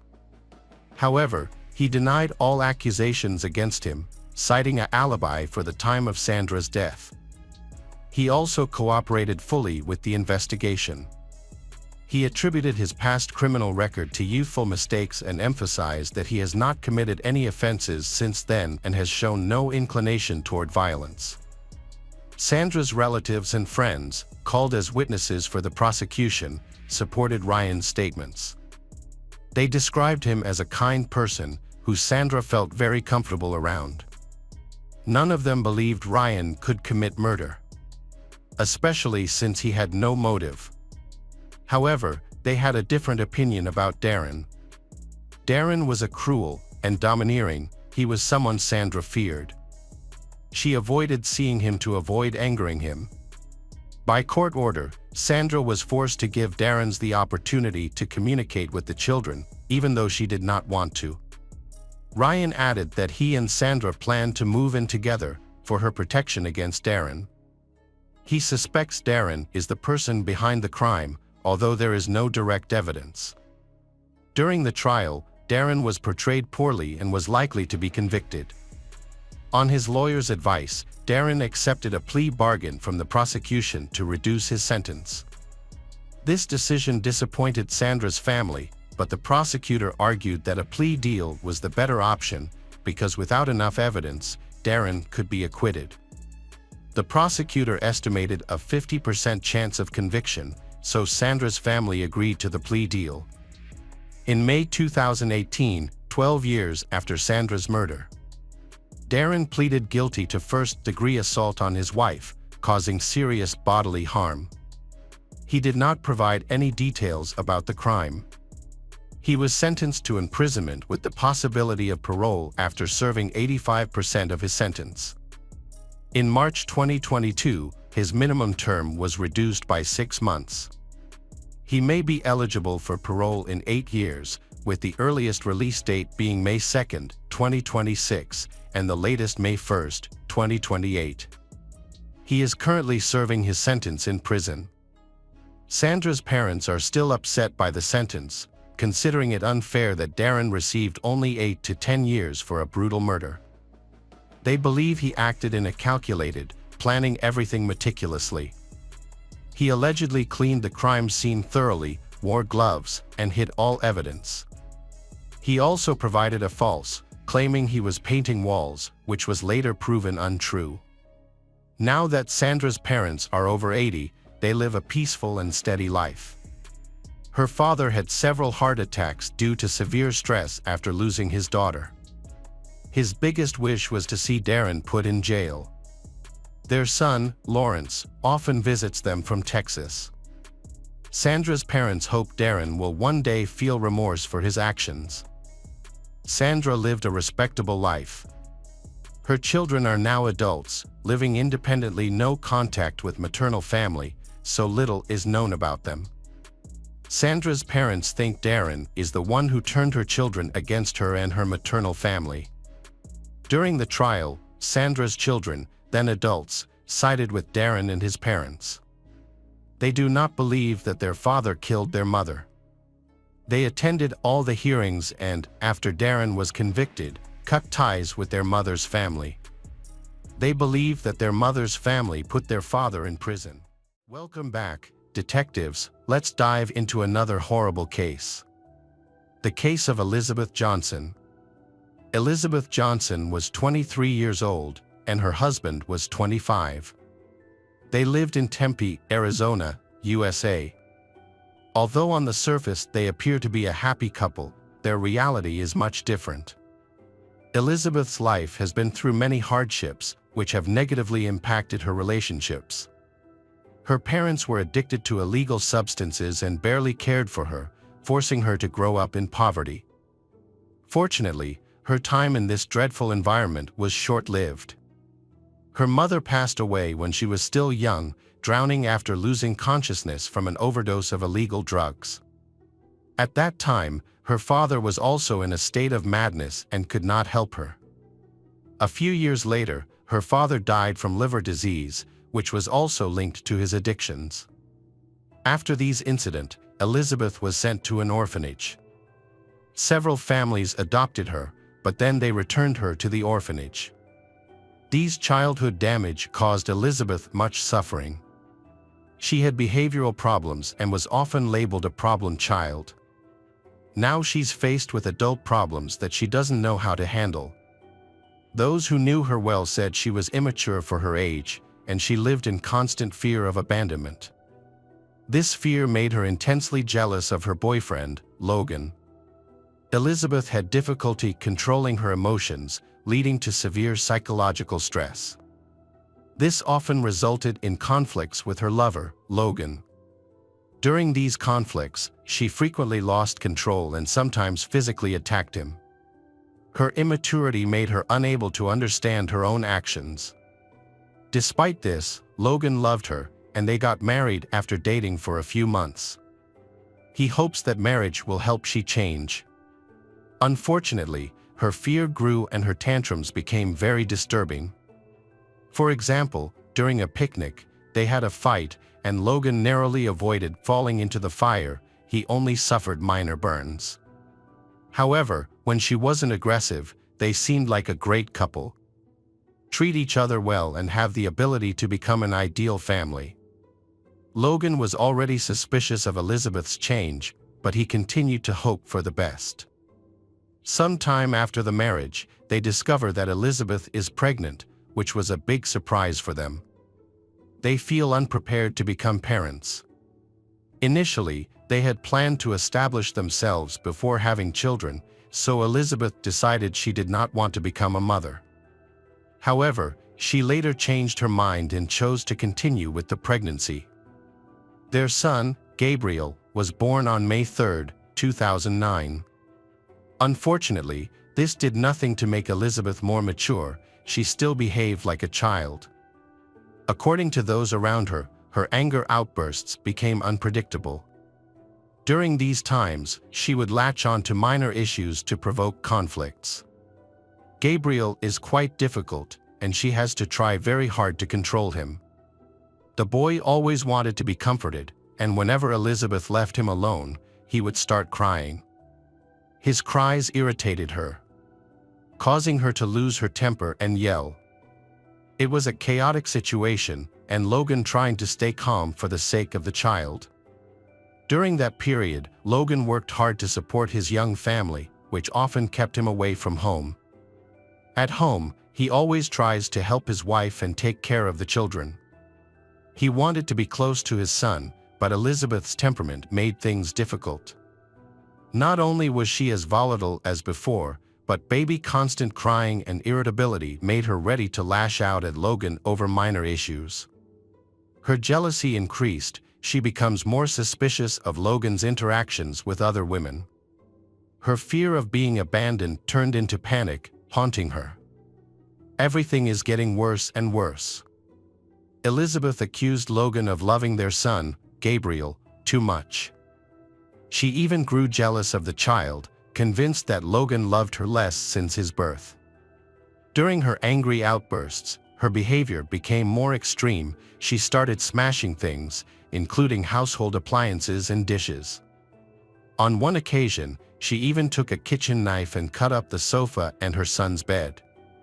Logan finds it very difficult living in such an environment. During these episodes, he feared for his life and the safety of the son. He wanted to be close to his child, but he didn't want to continue to endure Elizabeth's anger. Finally, he ran out of patience, especially when Elizabeth didn't change. After a few months of living like this, Logan announced that he wanted a divorce and moved out with his son, Gabriel. Elizabeth's childhood fears and traumas return, but she never takes responsibility for what happened. Instead, she blamed her husband, Logan, calling him narrow-minded. Worst of all, she began to threaten to give Gabriel up for adoption.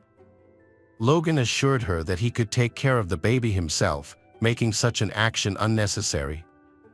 Unfortunately, Elizabeth saw this as a new way to manipulate the situation and frequently used this threat against Logan. When Logan consulted a lawyer, he learned that by law, Elizabeth could not arbitrarily let someone else adopt their son, Gabriel. If the child's biological father disagreed, they would need to settle custody arrangements in court. Elizabeth could have given full custody to he, but she didn't want to. She just wanted to control him longer and get revenge. Eventually, they divorced, and they were granted joint custody. However, her erratic behavior made he feel it was unsafe for their son, Gabriel, to stay with her, so he sought full custody. This process took time. Meanwhile, the boy lived with his father, and his mother visited him according to their agreement. Over time, Elizabeth seemed to become less anxious and calmer. What happened at Elizabeth's house when Logan wasn't there was unclear. The situation might have been worsening. As Christmas approached, Logan planned to spend the holiday with his family. He had a grand vacation in mind. They would meet Santa Claus and give Gabriel his first Christmas presents. But this plan was not to be. On December 18, 2009, Logan was supposed to pick up Gabriel from Elizabeth's house around 4 p.m. However, when he arrived, no one opened the door and the car was not in the driveway. This was strange, because they had planned that he would visit and he will take Gabriel away. Then, he continued to knock. By this point, they had a well-established custody arrangement for the child. Everyone was accustomed to it, so Elizabeth's actions seemed unusual. She couldn't just take Gabriel and go wherever she pleased. Logan looked through the bedroom window and saw furniture boxes scattered and emptied on the floor. He thinks she's gone crazy again.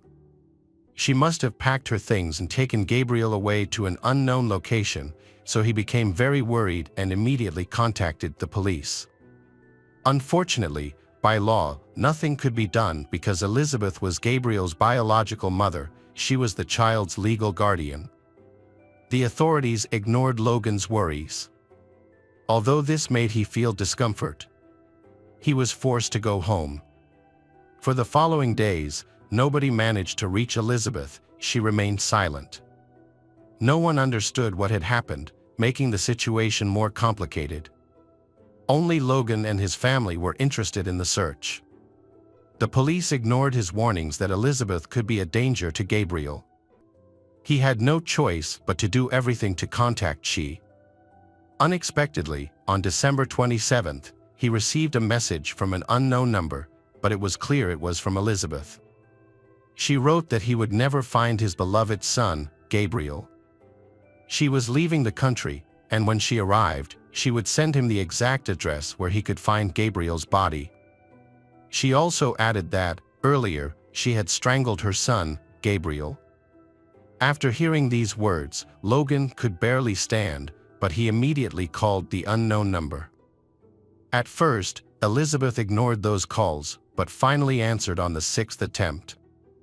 Logan insisted that she was lying and that Gabriel was fine. However, Elizabeth claimed to have strangled the baby and put it in a trash bag with diapers and then threw it into a dumpster. She said it was revenge for his countless betrayals. After this, Logan contacted the police, but to his surprise, he was again told that they could do nothing. The police did not take what Elizabeth said seriously. The next day, the police got involved because Elizabeth will have to attend the final trial for custody of Gabriel, but she did not appear in court as expected. So they started looking for her. They quickly determined she had gone to San Antonio, Texas. Shortly after moving there, she sought employment and attended a nightclub casting to become a dancer. Other dancers remembered her well and identified her from photographs. She was seen attending the casting alone, without Gabriel.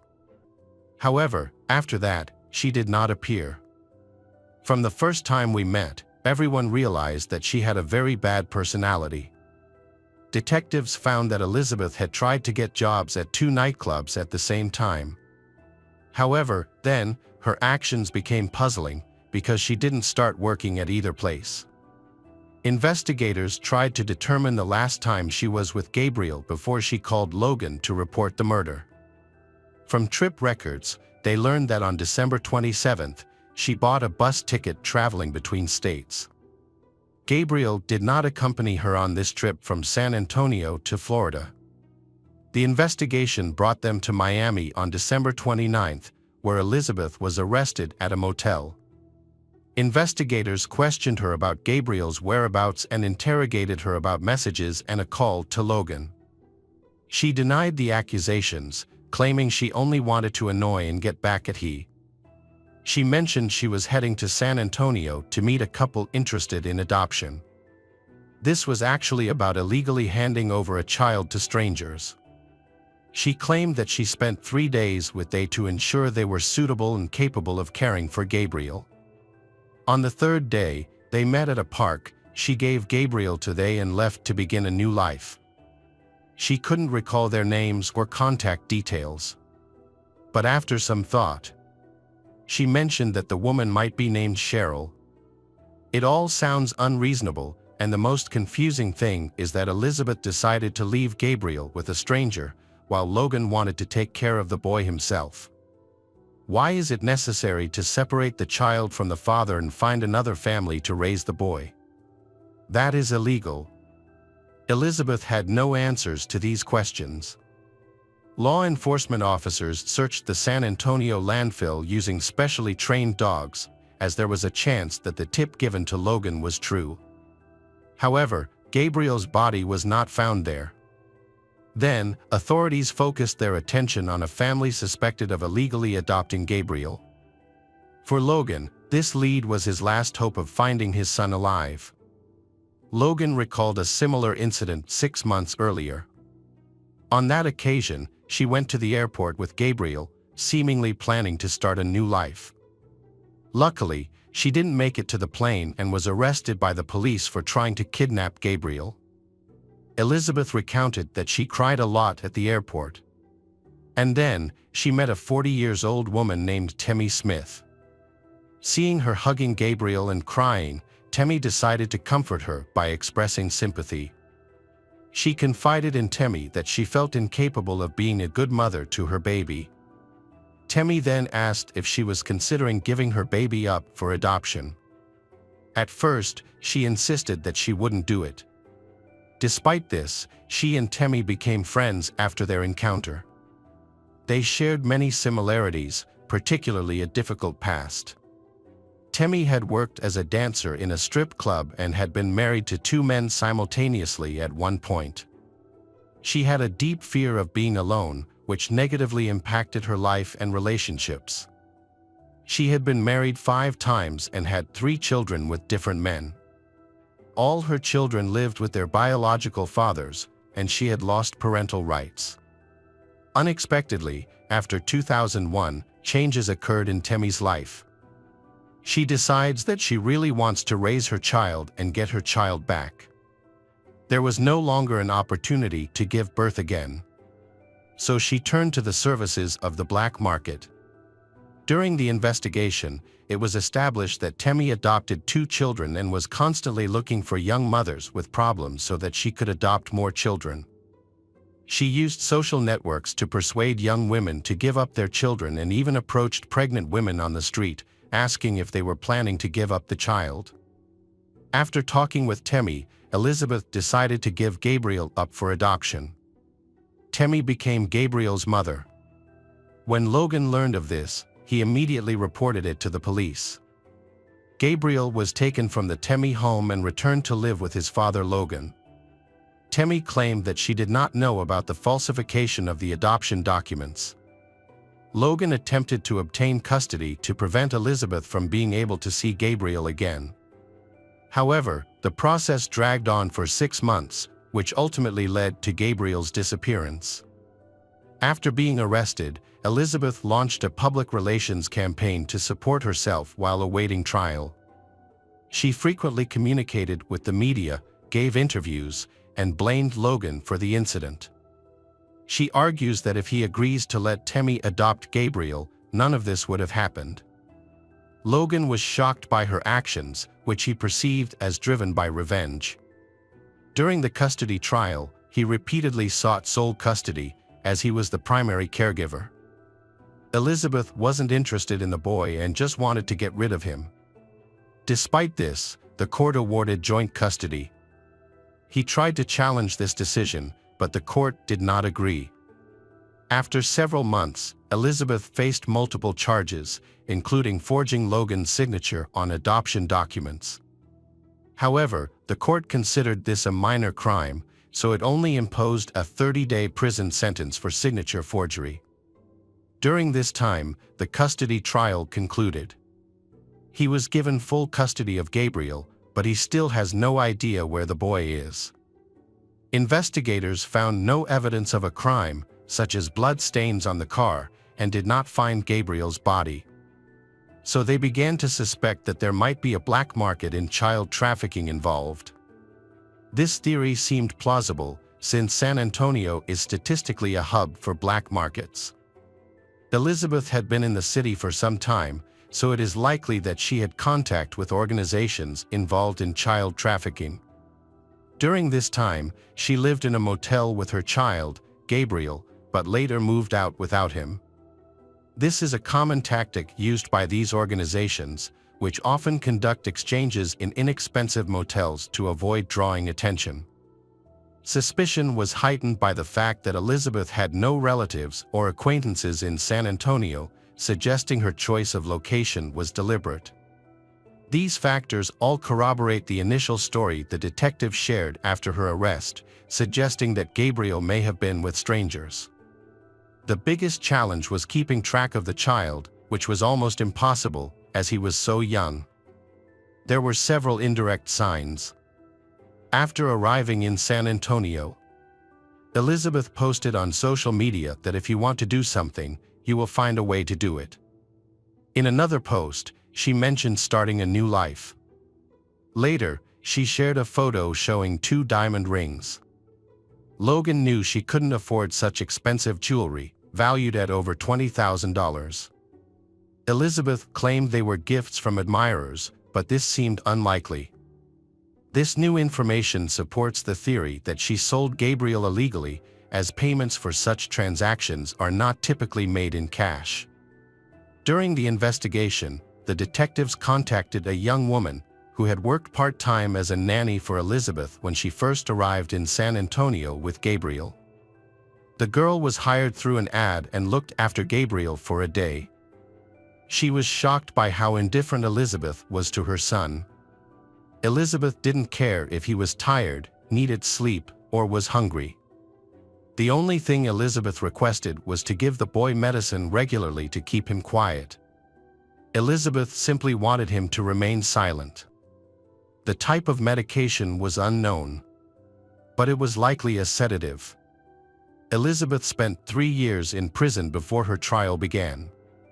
Initially, she was charged with kidnapping, but this charge was dropped.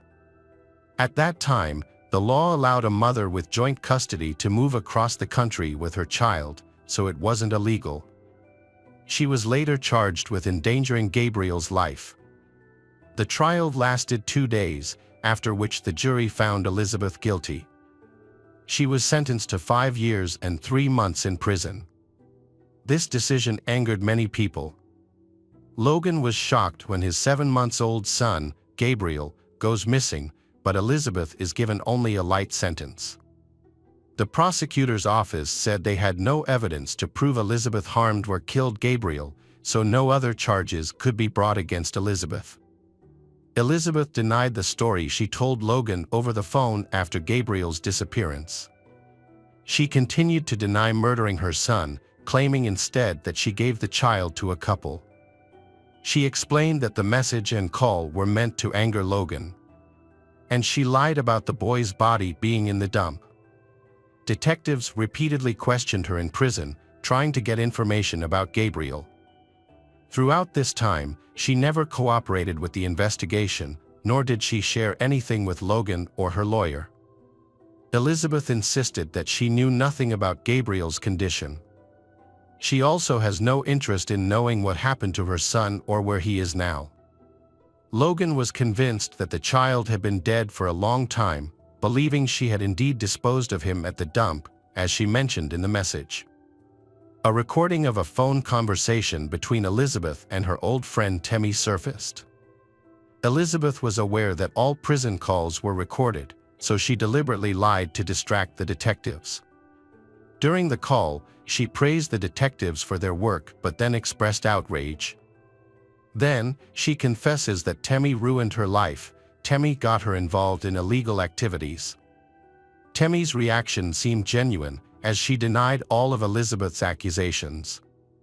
The two women ended up blaming each other for their problems, which ultimately ended their friendship.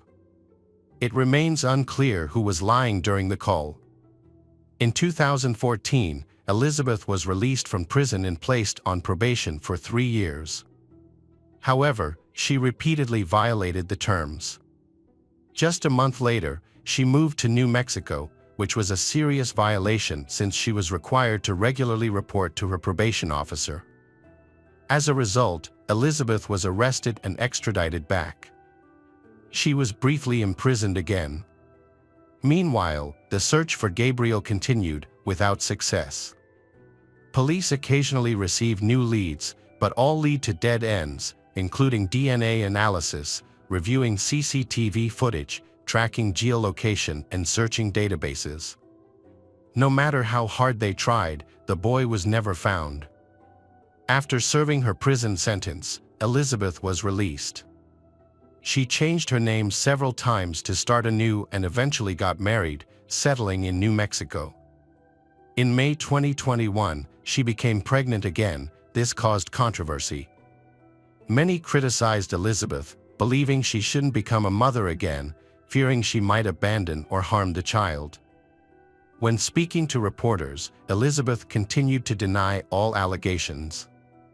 In an interview, she claimed that her worst punishment wasn't prison but living without knowing Gabriel's fate. She insisted she had changed and regretted giving her child away, but few believed her. Gabriel's father, Logan, has devoted a great deal of time, effort, and resources to searching for his son. Years later, he had a new family, but he still hoped to find his first child. Although Logan tried his best, but the fate of Gabriel remains a mystery known only to Elizabeth. Logan continues to hope that Elizabeth will eventually reveal the truth so he can find his son. Hi everyone, thanks for returning. Let's unravel another horrible case. The case of Riley Whitelaw. Riley Whitelaw was born on January 20, 2005 in Colorado Springs, El Paso County, USA, the only child of Courtney, a single mother. From an early age, Riley demonstrated kindness, empathy, and respect for others. Her bright smile brought warmth and joy to everyone around her. Riley loves to draw and wants to learn to play the guitar. After attending the Air Force Academy, she proved herself to be an excellent student. Among her classmates, she was known for her calm demeanor, confidence, and leadership skills. When Riley was a teenager, her mother met a man named Chris Johnson. Their relationship quickly developed into love, leading to the decision to marry. Riley, who always wanted the best for her mother, did her best to adapt to the changes Chris brought to their home. Chris, who never had the opportunity to be a father, welcomed Riley with open arms and treated her like his own daughter, expressing that he felt lucky to be a part of her life. In 2021, Riley is 16 years old, she is more mature, and gets a part-time job at a branch of an American company that operates the second-largest pharmacy chain in the country. This pharmacy not only sells medicines and healthcare products but also provides photography services. Riley only works 2 days a week because she still has to continue her studies. Despite her busy schedule, she feels happy and enthusiastically accepts the challenge. At first, everything goes smoothly. Riley enjoys her job and always completes her tasks. She quickly gains the appreciation of customers and builds good relationships with her colleagues. Among Riley's co-workers is a man named Joshua Johnson. Not much is known about his background, but he is in his 30s and has just been released from prison. The appearance of Riley, a young girl at the pharmacy, changes his life. Joshua, who is withdrawn and hot-tempered, is Riley's complete opposite. Despite their differences, Joshua develops feelings for her. Everyone around him notices this and realizes his unusual intentions, considering Riley's age. However, he insists that he will wait until she is an adult before asking her out. Joshua cannot hide his feelings for Riley for long and begins to show his attention to her, trying to win her over. He eventually openly confesses his love for her. However, Riley does not have feelings for him. After being rejected, Joshua becomes hurt and begins to act out, trying to hurt Riley whenever possible. During a class where he is supposed to teach her and another coworker about how to work in a photo lab, he completely ignores her. This behavior frustrates Riley, as it negatively affects the quality of her work. Joshua refuses to answer her questions or offer any help. Initially, Riley was upset and often reflected on Joshua's behavior toward her, wondering what she had done to deserve such negative treatment. However, over time, Joshua crossed the line. First, he touched her inappropriately. And then he slapped her. Riley felt both angry and offended by these actions. She realized that Joshua was invading her and her personal space. Riley chose to speak up about the incident. Gathering her courage, she informed the pharmacy manager, Justin Sunni, about what had happened. Justin helped to remind Joshua. Joshua remained silent and pretended to understand. Nothing else was done to protect Riley. Not wanting to worry her mother, Riley decides to keep the meeting between her, Joshua, and her manager Justin a secret. However, she still shared with Courtney the impact Joshua's behavior had had on her. For a while, they barely worked together, and Riley tried to forget about the incident. However, when she decided to increase her hours, she found herself scheduled to work the same shift as Joshua. In early 2020, she met Jacob Lee, who was 2 years older than her. As their relationship developed, they decided to date. Suddenly, Jacob decided to work part-time at the pharmacy, just like Riley. In early spring 2022, Jacob started working, allowing them to spend more time together.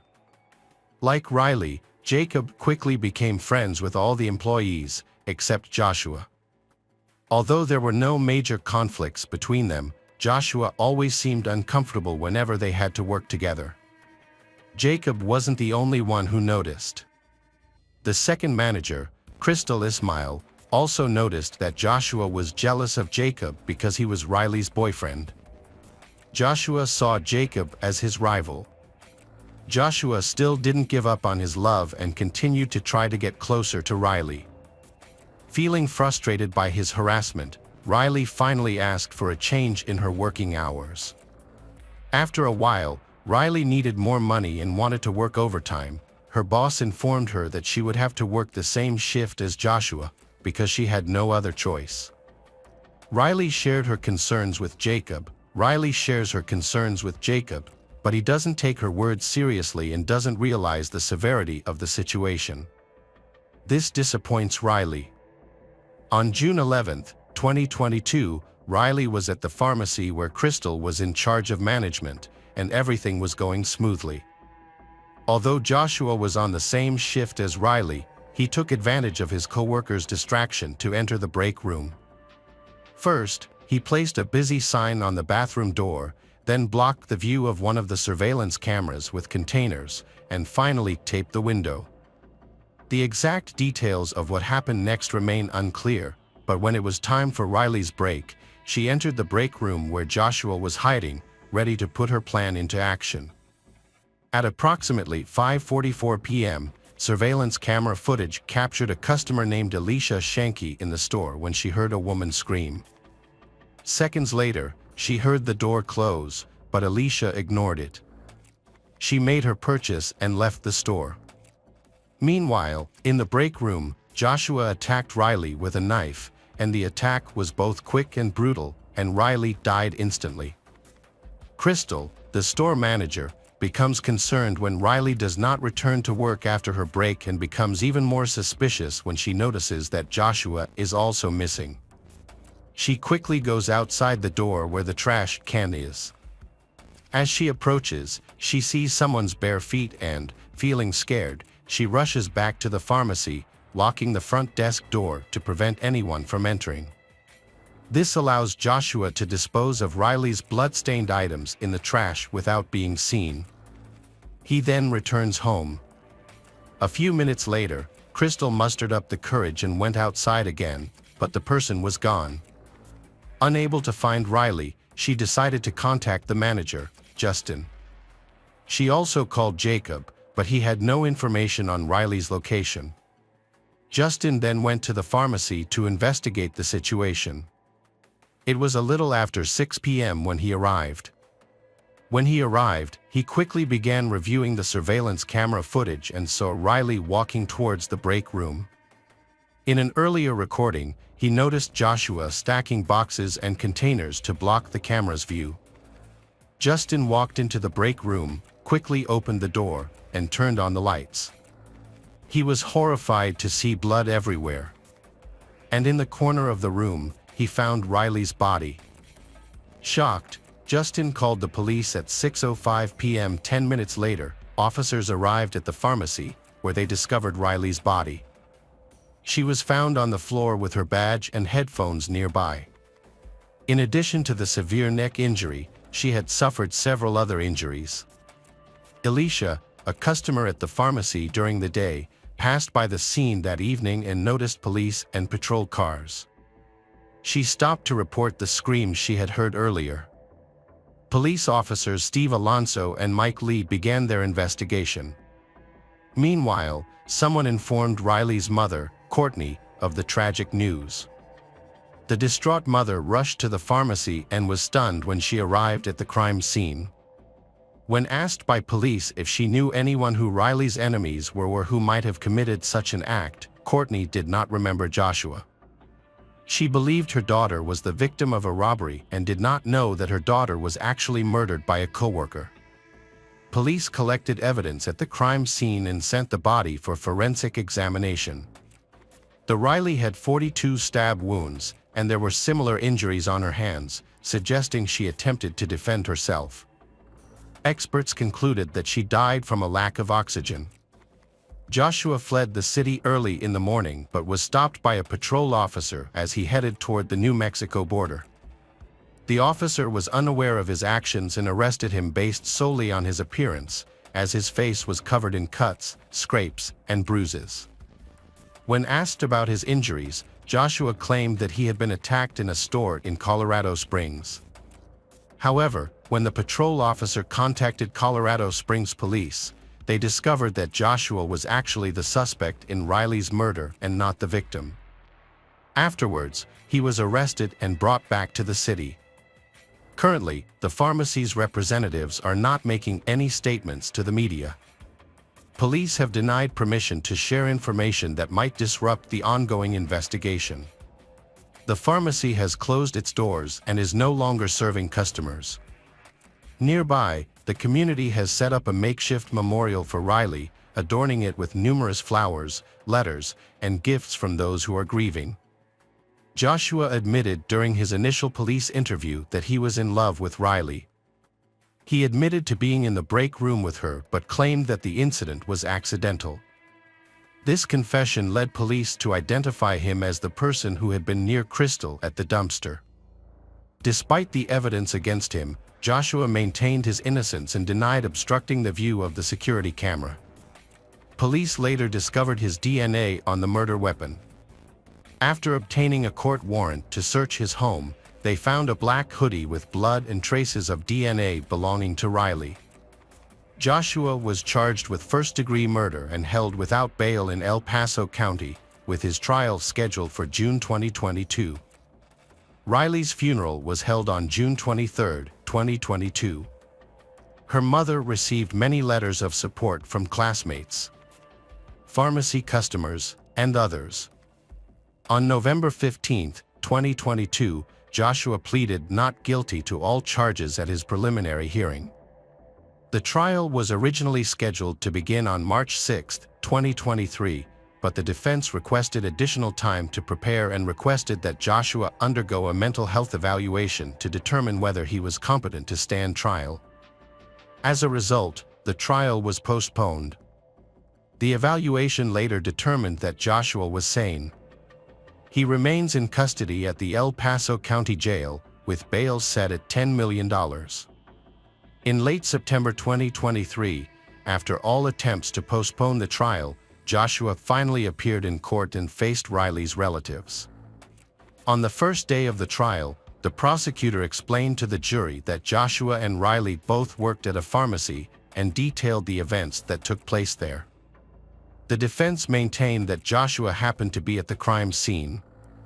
They presented that Joshua entered the break room and found Riley lying on the floor. At that point, he was attacked by an unknown assailant, causing him to flee for safety, despite feeling guilty for leaving Riley behind. However, witness testimonies have made it clear that Joshua's account is incorrect. One of the longest testimonies came from Justin, who discovered the body and was the pharmacy manager that first contacted the police. The prosecutor's office also called Riley's mother, Courtney, to testify. She shared insights about her daughter, describing her as someone who loved to help others. Courtney mentioned that Riley had expressed concerns about Joshua's behavior on several occasions. She recalled one incident when Riley was working with Joshua in the photo services area, where he touched her inappropriately.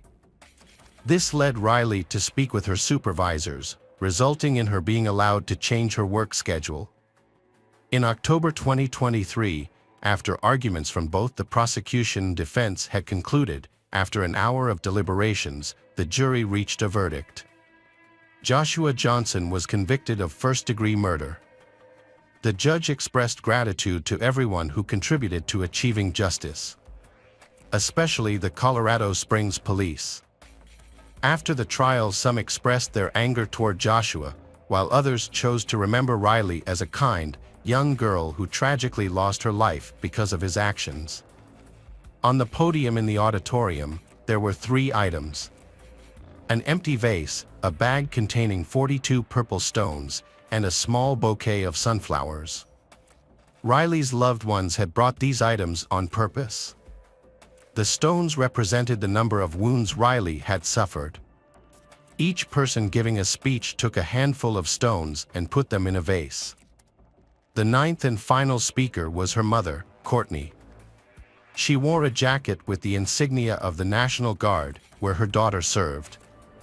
Despite her deep grief, Courtney spoke very strongly that she would not let Joshua, whom she called a monster, take away her love for her late daughter. People admired her for this, considering it her greatest strength. She emphasized that her daughter was never afraid to express her opinion when things were not going well and always confidently led others. At the end of her speech, Courtney placed the sunflowers in a vase containing 42 purple stones before returning to her seat. At the end of the hearing, Joshua Johnson was sentenced to life in prison. Courtney established a memorial fund in Riley's name, which provides scholarships to high school graduates. In the future, Courtney plans to organize charity events that she believes Riley would have enjoyed, including art nights, exhibitions, and running.